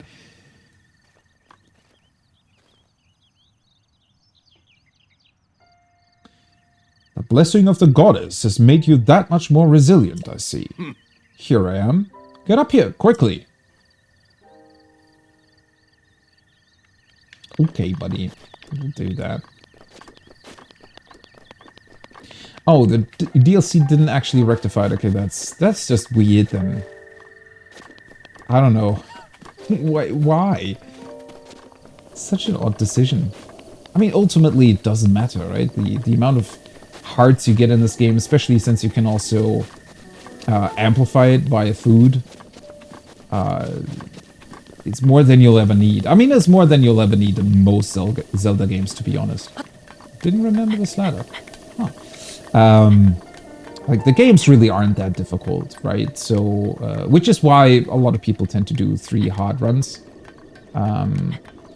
just to make it more challenging. Although I'm not the biggest fan of that particular challenge, because if you only want to have 3 hearts, you kind of, well, you cannot do all the side quests that yield a heart piece, which I think, yeah, okay, it's cool for a challenge run, but I typically don't really like to, I guess, restrict the content I'm allowed to access that much. Which is a bit of a shame, but yeah. It's just that Zelda they don't really need to be too difficult. They're fun either way. I never really played a Zelda game and went, oh yeah, that should have been way more difficult. Except maybe this one. But this one is weird in terms of difficulty, because same thing as with the shrines, right? Where they sort of stay the same in terms of puzzle difficulty throughout the entire game. The rest of the game stays the same in difficulty too, which means that at the start, you're gonna have a bit more trouble, and then later on it's gonna be fine, and after a while you're just gonna annihilate everything you come across, and that's unfortunate.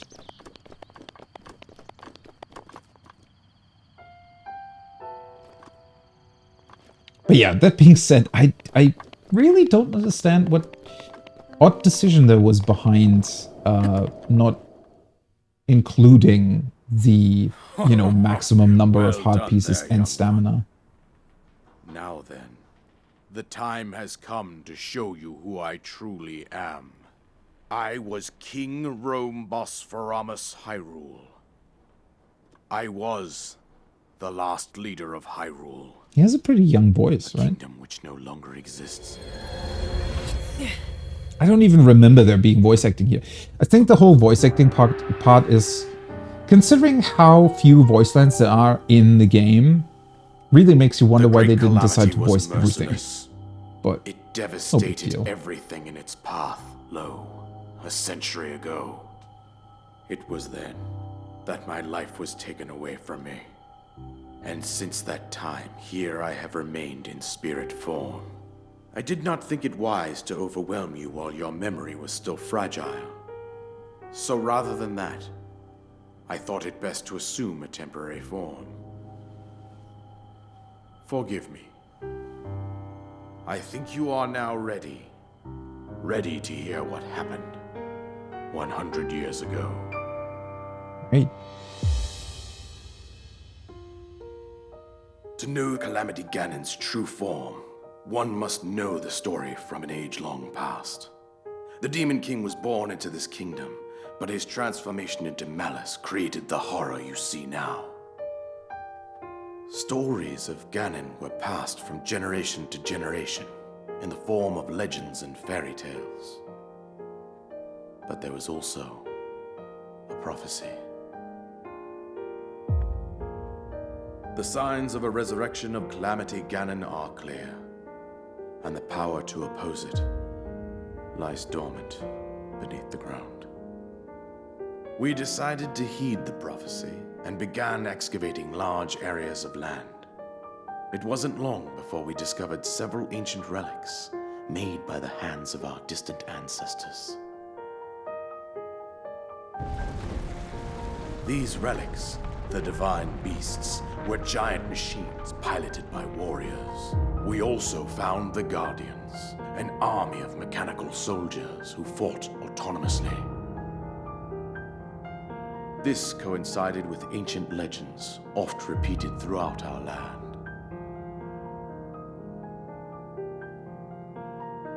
We also learned of a princess with a sacred power, and her appointed knight, chosen by the sword that seals the darkness. It was they who sealed Ganon away using the power of these ancient relics. 100 years ago, there was a princess set to inherit a sacred power and a skilled knight at her side. It was clear that we must follow our ancestors' path. We selected 4 skilled individuals from across Hyrule and tasked them with the duty of piloting the divine beasts. With the princess as their commander, we dubbed these pilots champions, a name that would solidify their unique bond. The princess, her appointed knight, and the rest of the champions were on the brink of sealing away Ganon. That was a really cool piano piece there. Ganon was cunning, and he responded with a plan beyond our imagining.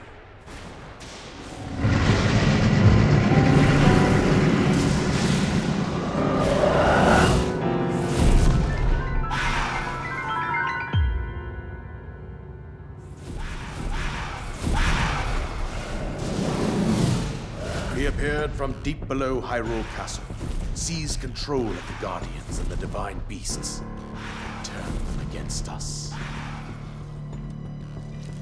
The champions lost their lives, those residing in the castle as well. The appointed knight, gravely wounded, collapsed while defending the princess. And thus, the kingdom of Hyrule was devastated absolutely by Calamity Ganon. However, the princess survived to face Ganon alone. Link, you are our final hope. The fate of Hyrule rests with you.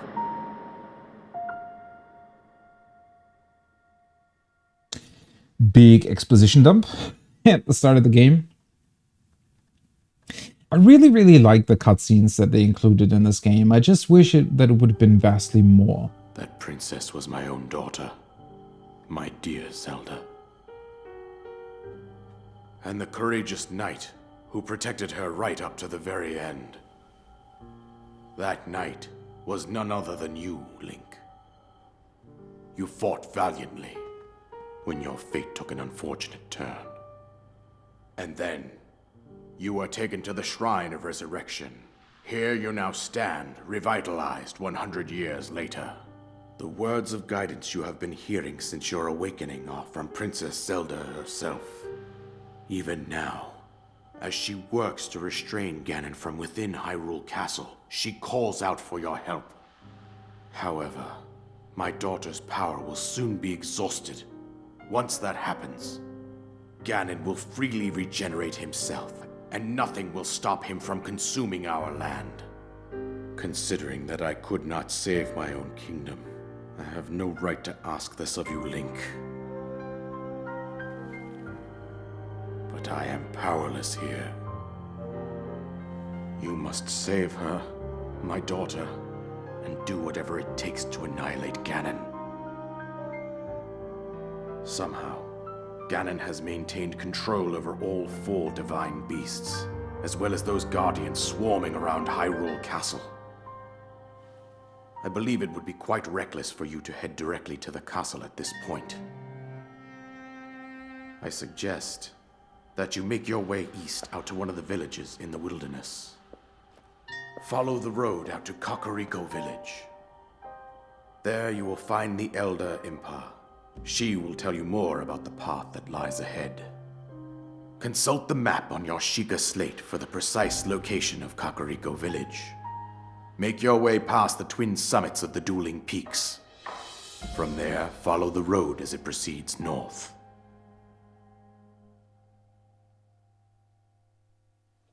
Sounds like a good plan. And then it just stops the voice acting for some reason. I always found that weird, although a lot of Japanese games tend to do that for some reason. And I don't really know why, honestly, that they constantly swap back and forth between really, really well-acted and voice-acted cutscenes, and then it's just, hey, go on, read the dialogue. I don't know. It is odd. It's an odd decision. Go on. Here's the paraglider, just as promised. Finally. There we go. An item that you received from the King of the Great Plateau. Or on the Great Plateau, not off. It allows you to sail through the sky. Press X while you're in the air to use it. Will do.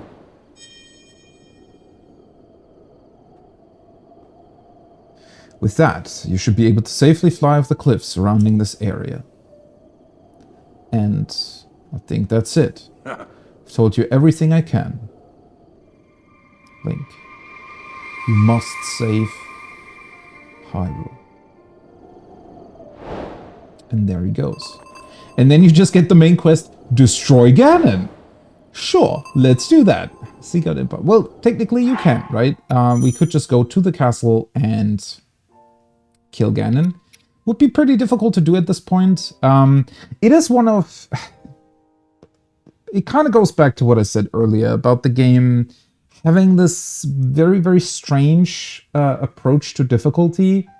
It's pretty much the exact opposite of what you typically want, right? Where you want your game to start off maybe a little bit easier, right? Ease the player into it, to get acquainted with how the gameplay works, how the different systems interact with each other, and then it gets harder as time goes on, right? And it presents more and more challenges to you that ideally pushes you and challenges you to combine the different things that you learned into bigger and better solutions for the challenges that lie ahead.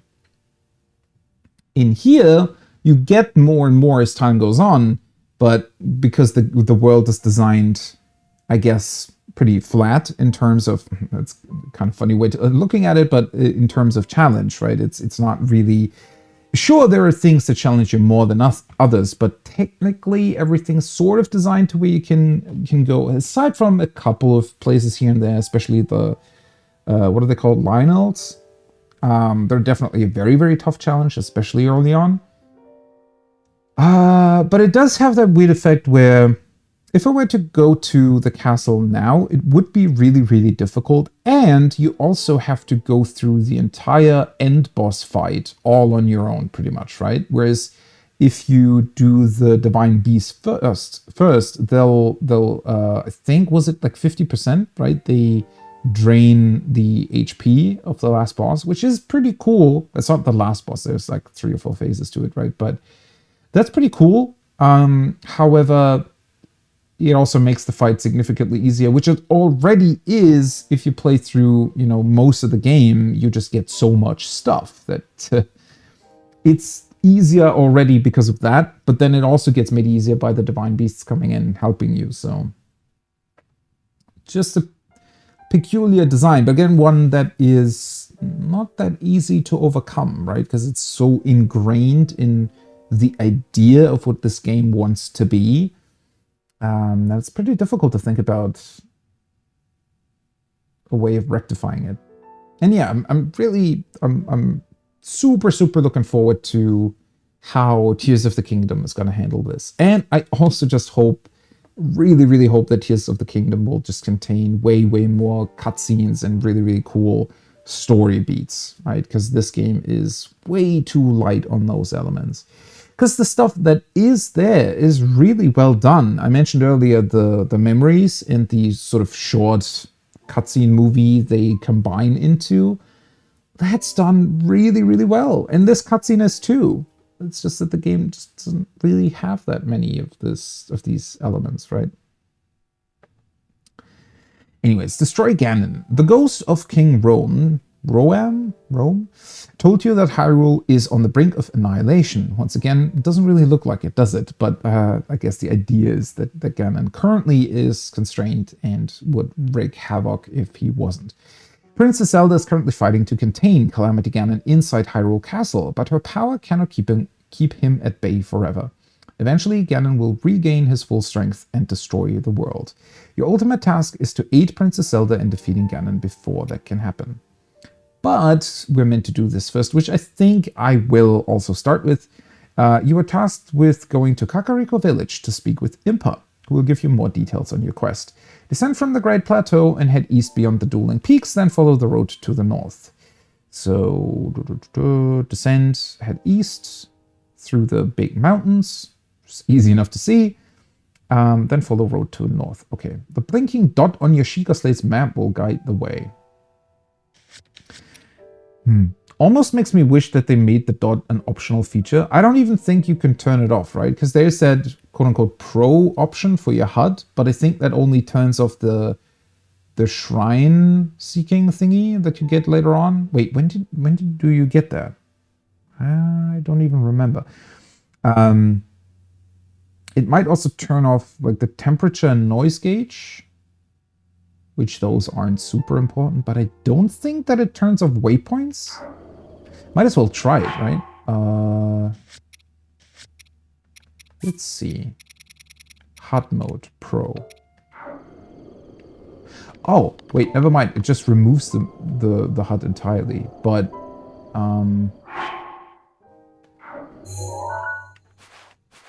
yeah, it keeps the waypoint.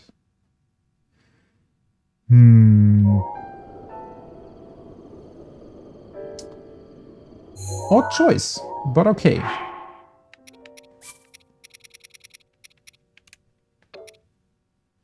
I don't know. Then again,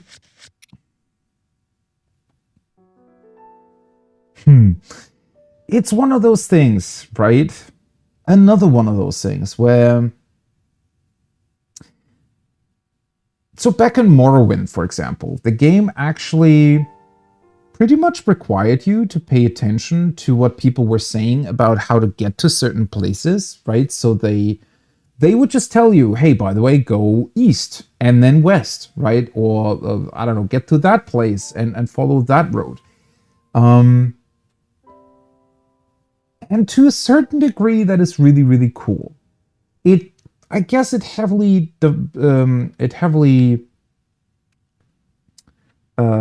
needs to rely on NPCs in certain ways, right? So it needs to be pretty natural in how it's being told to you. It needs to make sure that there are sort of fallbacks, right? In case the player maybe doesn't talk to the right NPC or you don't get the right dialogue option. I think there should be other ways to acquire the same information.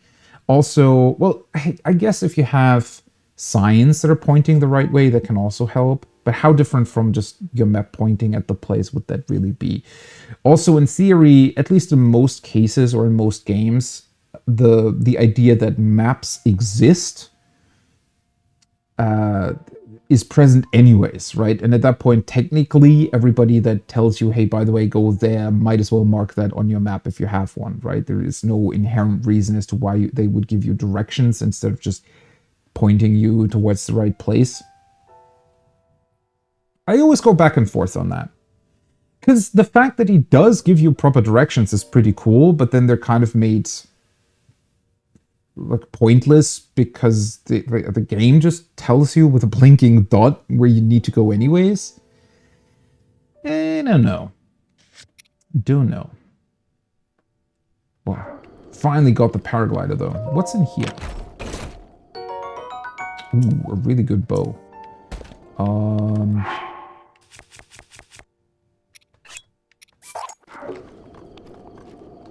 Drop one of the basic ones.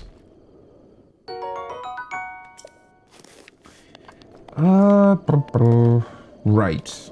So, if we are supposed to head east, I guess it makes sense. So the Kakariko village was beyond the peaks, right? He said. Don't fully remember where it was. So I think it would be a good idea maybe to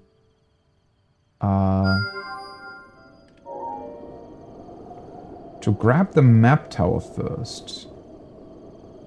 Pretty sure that's the right one, because that leads somewhere else entirely, right? Over the bridge? That's more towards the south. Man, so many areas to explore. Honestly, that can be somewhat overwhelming when you're first standing here and thinking about, well, what do I do next now? Which is probably why they also decided to, you know, make Kakariko Village your first visit or possible objective.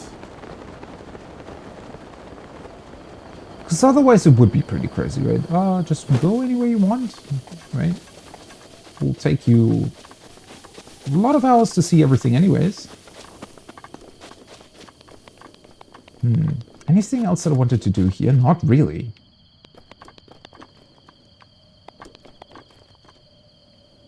I don't think so. Let's just do it. Funnily enough, from this side, the plateau really doesn't look as high as you'd think, right? I guess it just... You just think that it's very high up because you... Without the paraglider, you will perish and you will die.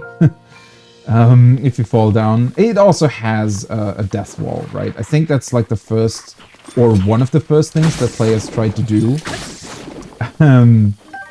is seeing if you could get around the death wall somehow and be able to leave the plateau without having unlocked the paraglide and any of the other things. I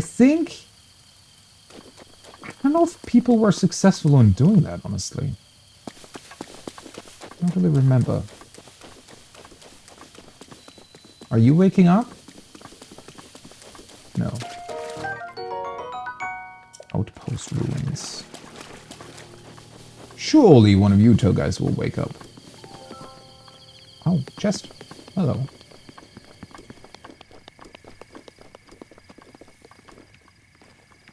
Oh, do I need to... There we go. Guess it was covered in sand. Boink. By the way, why is Link so aggressive towards chests? I don't know. Have they hurt him in the past?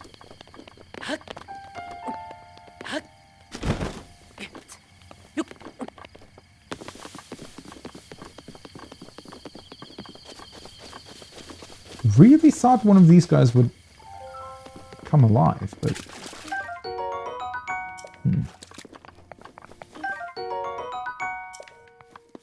I wonder why they decided to make the ones on the Great Plateau be alive, actually. Now that I'm thinking about it. It's one of those discoveries that could have worked pretty well later on. And then again, maybe they wanted the player to just be ready for it, or maybe they also wanted to control more when you'd encounter that for the first time. Because obviously once the player starts roaming the open world, it would be very, very hard to determine at what point the player would see them for the first time. Question mark. What is going on? He's going... Okay. Well. Red rupees. Hey, your first money. Nice.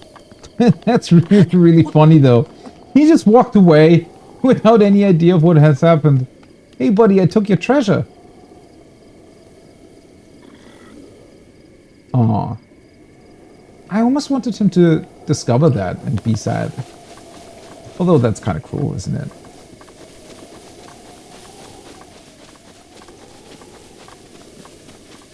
But one thing that I definitely remember from this game, and I think that the thing... I want to say the thing this game pulls off better than any other... or pretty much any other game, period. At least so far. Dueling Peaks, Hateno Village, Lake Hyrule. So we want to go this way. Well, there's a bunch of big boys down here. Oh, well, he saw us. Where are you going?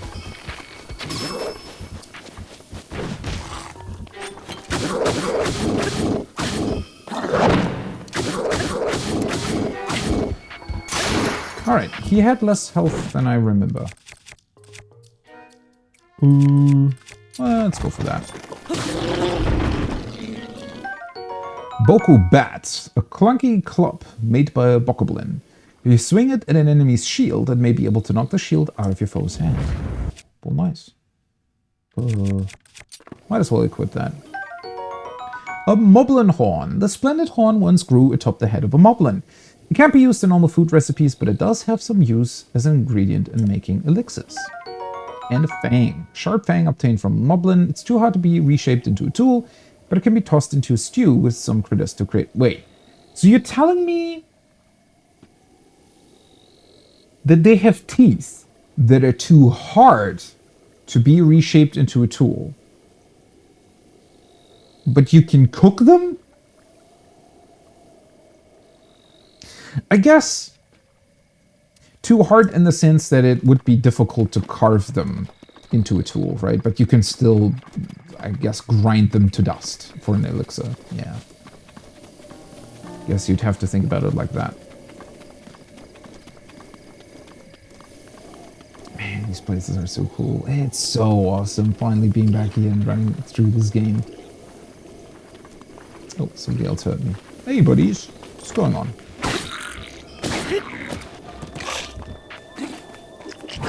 Oh, stop it.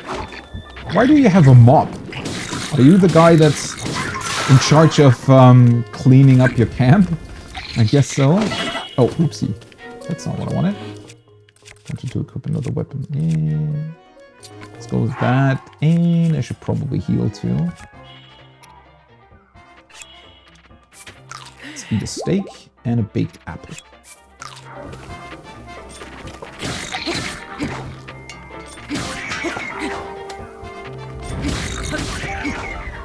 Yeah. I mean, another thing is that the basic gameplay of Breath of the Wild isn't super exciting. I guess they mostly actually want you to come up with creative ways to solve encounters through the utilization of your abilities, right? Rather than just hitting them with a weapon, because you pretty much can just hit them normally. You can create the flurry rush stuff and you can have some ranged options too, but for the most part, the basic gameplay is very much that. It's pretty basic. A farming tool primarily used for tilling fields. Its fine craftsmanship is sturdy enough to withstand back-breaking fieldwork, but its battle applications are untested. Well, apparently it has way more damage than my, knight sword. What is it called? Traveler's Claymore. How is this thing so much more effective? Oh, that's a rusty one. Wooden mop. Just a mop to the untrained eye. It excels at tidying up the place, but it owes its sturdy construction to a true craftsman, so it actually has some combat merit. Right. You're gonna swisheroo through your enemy's face until they're dead. I mean, Matoya would love that. You know? Just saying. Oh, wait. I don't remember there being that there was a shrine nearby. There we go. Another chest. So many things to find. Oh, another one? Seriously? Nah. Got way too many already. I should probably use my bow more. Also, these are insanely large flag posts. Now that I'm looking at them. Well, I guess they were original. Ah, that was so cool. The light. When I saw that for the first time, wondering what it was about. Man, so many cool things. So many things to go to. Yeah, they were originally meant for Hyrule Castle and the surrounding area, right? So I guess they were pretty, they were meant to be seen from very far away. Bosch Gala.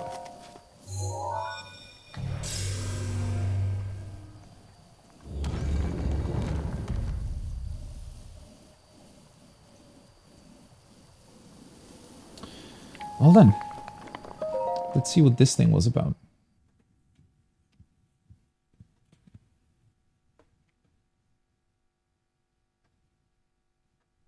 A first shrine, I just realized, outside of the Great Plateau, right?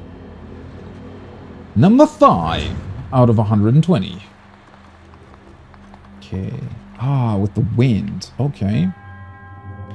To you who sets foot in this shrine, I am Bosch Kala. In the name of the goddess Hylia, I offer this trial. Now that's pretty cool. So, I guess... If you do follow the game's instructions and follow where they lead you naturally, this does sort of... will not test you, but it gives you the ability to learn a bit more how your paraglider works and how it can interact with wind and different things, right? I think that's pretty awesome. I just really wish they would have taken it a step further because, I mean, this is pretty basic. It's just, okay, follow the wind and you're pretty much done. Is there another optional chest?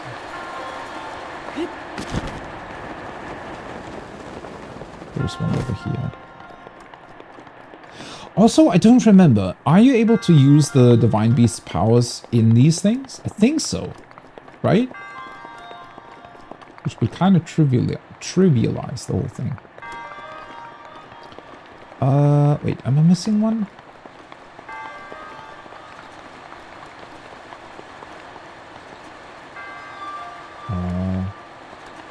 That just leads back.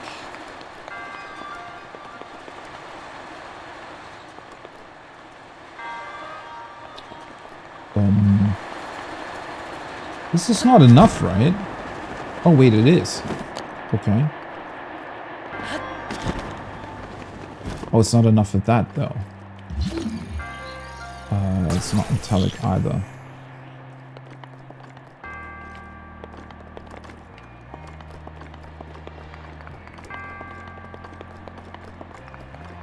So do I have to veer off to the right pretty much from the get-go?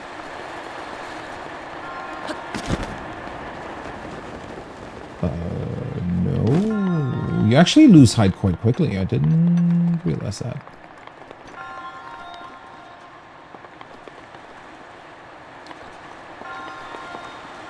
Can I fly over from here? That's probably not going to work, right? Oh, no, never mind. I thought for a second I was able to go up there.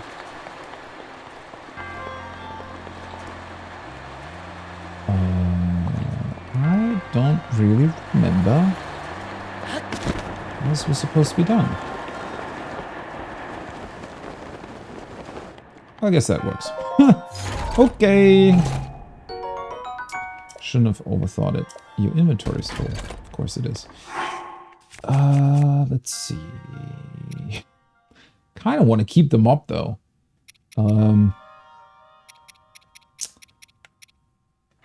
You know what? Might as well drop this one. Since I have another one. Two-handed sword designed for combat. It's heavy and hard to use, but has decent build quality and durability. Nice. Yeah, I mean, this isn't really a puzzle, right? It's just, hey, by the way, follow the wind and you're done. It's, I like the idea of introducing optional... So, the main puzzle doesn't need to be super complicated, right? I don't have a problem with it being on a simpler side, but if you do introduce optional chests that can kind of challenge the player a bit more in how to do it, then actually challenge the player, right? This was, yeah, not that. So it's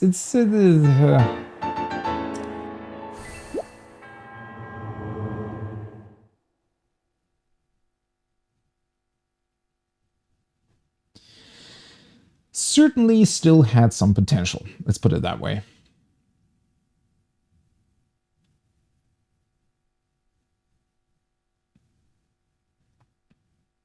Oh boy, the loading times. The Wii U, by the way, was going pretty crazy during that long exposition cutscene the king was doing. Wait, Xenoblade Chronicles 2? Side quest? What? Why did I suddenly get that? The southern sky from the middle of the largest bridge, the eastern sky from the skull's left eye, the southeastern sky from the peak of the tall, pierced, snowy mountain.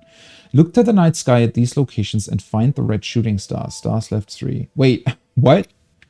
I don't think I ever did this. I guess this was added at some point. Well, that was random. Or did the first thing of those just happen? Or do you always get that after doing the first shrine outside of the Great Plateau? Kind of a free DLC, yeah. That's pretty much what it looked like. I was just surprised that it suddenly popped up. Wait, am I at the location of one of those? I don't think so. The southern sky from the middle of the largest bridge. That's not where I'm at. The eastern sky from the skull's left eye. I don't think that's where I'm at either. southeastern sky from the peak of the tall, pierced, snowy mountain. Yeah, it might just be that it automatically pops up whenever you do the first shrine, I guess. Oh, because of the loading. Okay. So I guess it would have popped up if I had closed up the game and loaded back in. Right. Funny. From loading save, reloading after death, yeah. I was never a fan of that. A bunch of other games have always done that. Or most games, actually, that added DLC, whether it be free or paid one, that are open world games, they always seem to struggle with how to implement things that are added after the fact, right? In a sort of natural way. Do I want to mark that? I know there are two, right? There's one there and one on the other mountain.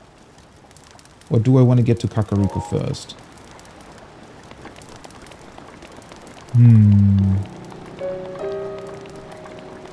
But yeah, a lot of open world games have always struggled with the idea of how to add that stuff without it feeling...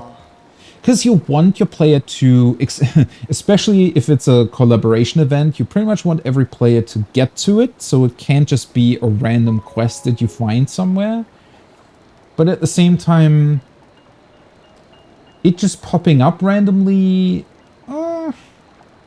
especially here. I mean, if it's about shooting stars, why not just have like a big, very, very obvious red shooting star come through the sky or something, and then the quest can pop up and tell you all about it, right? It's no big deal, obviously. It's a minor thing. I very strongly got reminded of, well, back in the day, Oblivion, for example, the Elder Scrolls Oblivion. When they added DLC later on, essentially after you got through the tutorial, it would just, like, 6-7 quests would pop up all at the same time saying, oh, you heard about this rumor. Oh, you heard about this rumor. Hey, this guy seems to want something from you. And it was so, like, immersion breaking, right? Because at that point, you're just exiting some random dungeon and suddenly all these things are presented to you as, hey, by the way, you can do that now. I always thought that was very, very odd. And again, it makes sense, especially if people pay for a DLC. Although, I mean... seemingly FromSoft can pull that off, right? I mean, they go the other extreme where they make access to their DLC sometimes so ridiculously mysterious that a bunch of people are just not able to even access what they bought and paid money for, simply because it's so ridiculously hard to find out how to even access it. Although it's not that hard. I mean, they typically do still put in some hints here and there, but yeah, it's... I don't know, it's a very, very curious decision, to say the least.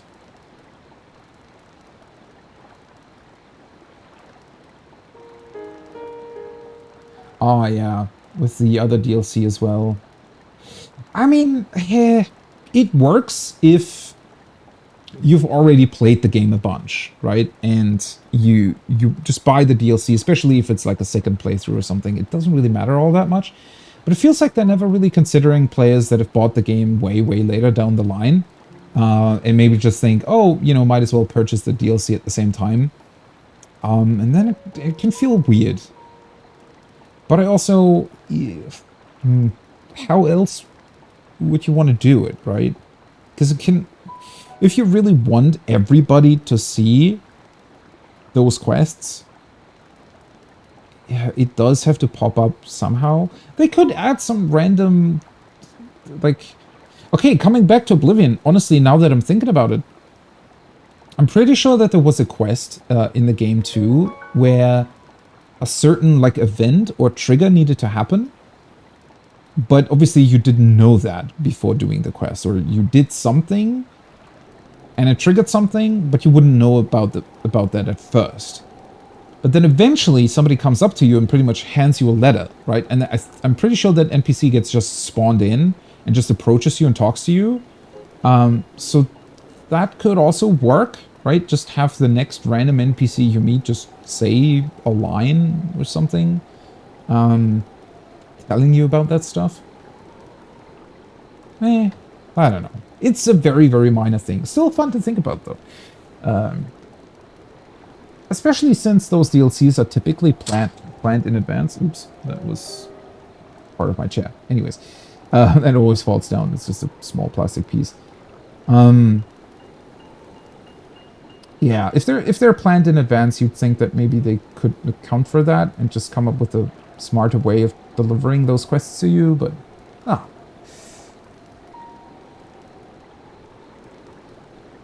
The adventure log in the Japanese language is written from Link's perspective. Oh, that's a very, very interesting change. I did not know that. Yeah, well, maybe they're framing... Because the adventure log in Oblivion is actually also written from from your character's perspective. And in Oblivion, it just pretty much says, oh, I heard a rumor about this, and I should check that out. Which is obviously weird if it just pops up randomly without you ever actually observing your character hearing that rumor, especially if you're in the middle of nowhere. Yeah, but maybe they're doing it similarly like that. I don't know. Brigo. I may be somewhat used to seeing bad omens by now, but that, well, let's just say it's better than most. What are you talking about? We're doomed. I mean, don't panic. Sorry, who are you? Have we met? That's just... Wait, what? But spewing forth some dangerous stuff. Well, doesn't matter who you are, really. I was getting tired of talking to myself, so you've come at a good time. By the by, those strange things that popped out of the ground, did you see them? I'm not talking about mushrooms here, I'm talking about those towers. They seem to have popped up all over the place. And that's not the only strange thing that's happened. Those long-deserted shrines suddenly started glowing. You know what this means, don't you? The end is here. Oh boy, this guy. It's like a conspiracy theorist. Imagine though if somebody had stood on one of those things, right? On one of those locations, considering how many shrines popped up. Just imagining some random NPC sort of standing on it when it suddenly emerges from the ground. That must have been scary as hell. So I guess I can understand his perspective. With all this craziness happening, I've been keeping an eye on that thing. Just to see if it suddenly starts moving, you know? That's a good idea. Keep doing that. Yeah, that guy. Oh, he's... I thought he was talking about the shrine. Never mind. Okay, yeah. You keep doing that. That actually is a good idea. Yeah, the Guardian's worth watching. It's just like the ones from those old stories. Did you know some of them can move? One of them once chased me down and tried to kill me. Yeah, that sounds scary. This one here? No, it was a different one. That one was closer to the castle, but before the forest. When they spot you, they shoot blue beams of light at you. Man, I was so sure that was the end for me. I was prepared for the worst, but I somehow managed to escape into the nearby woods. You think it was my lightning-fast reflexes that saved me? I wish. Truth is, I just got lucky. Anyway, I hear guardians like that still wander around Hyrule Castle. Be careful. Well, thanks for the heads up. Honestly, it's a pretty cool sight though, right? Looking towards that thing. Pretty awesome. Oh, wait. The tower's actually closer than I realized. Neat.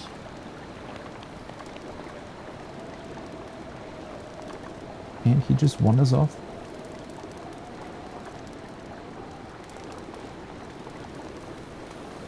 Oh, that somebody stood on it? I didn't remember that.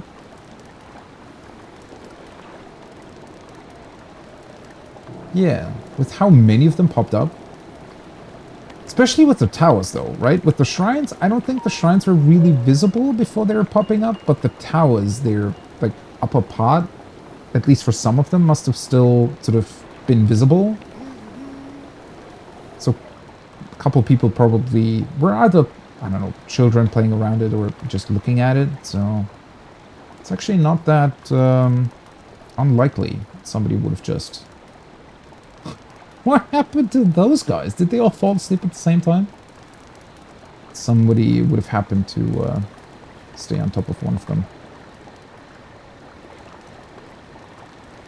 God, just staying here. It's so insane how large the world was. Or is. Oh, the moon's coming up. That looks cool. No blood moon tonight.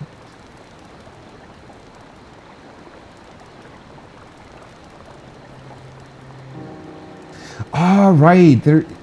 Aren't they still on top of it even when you approach it?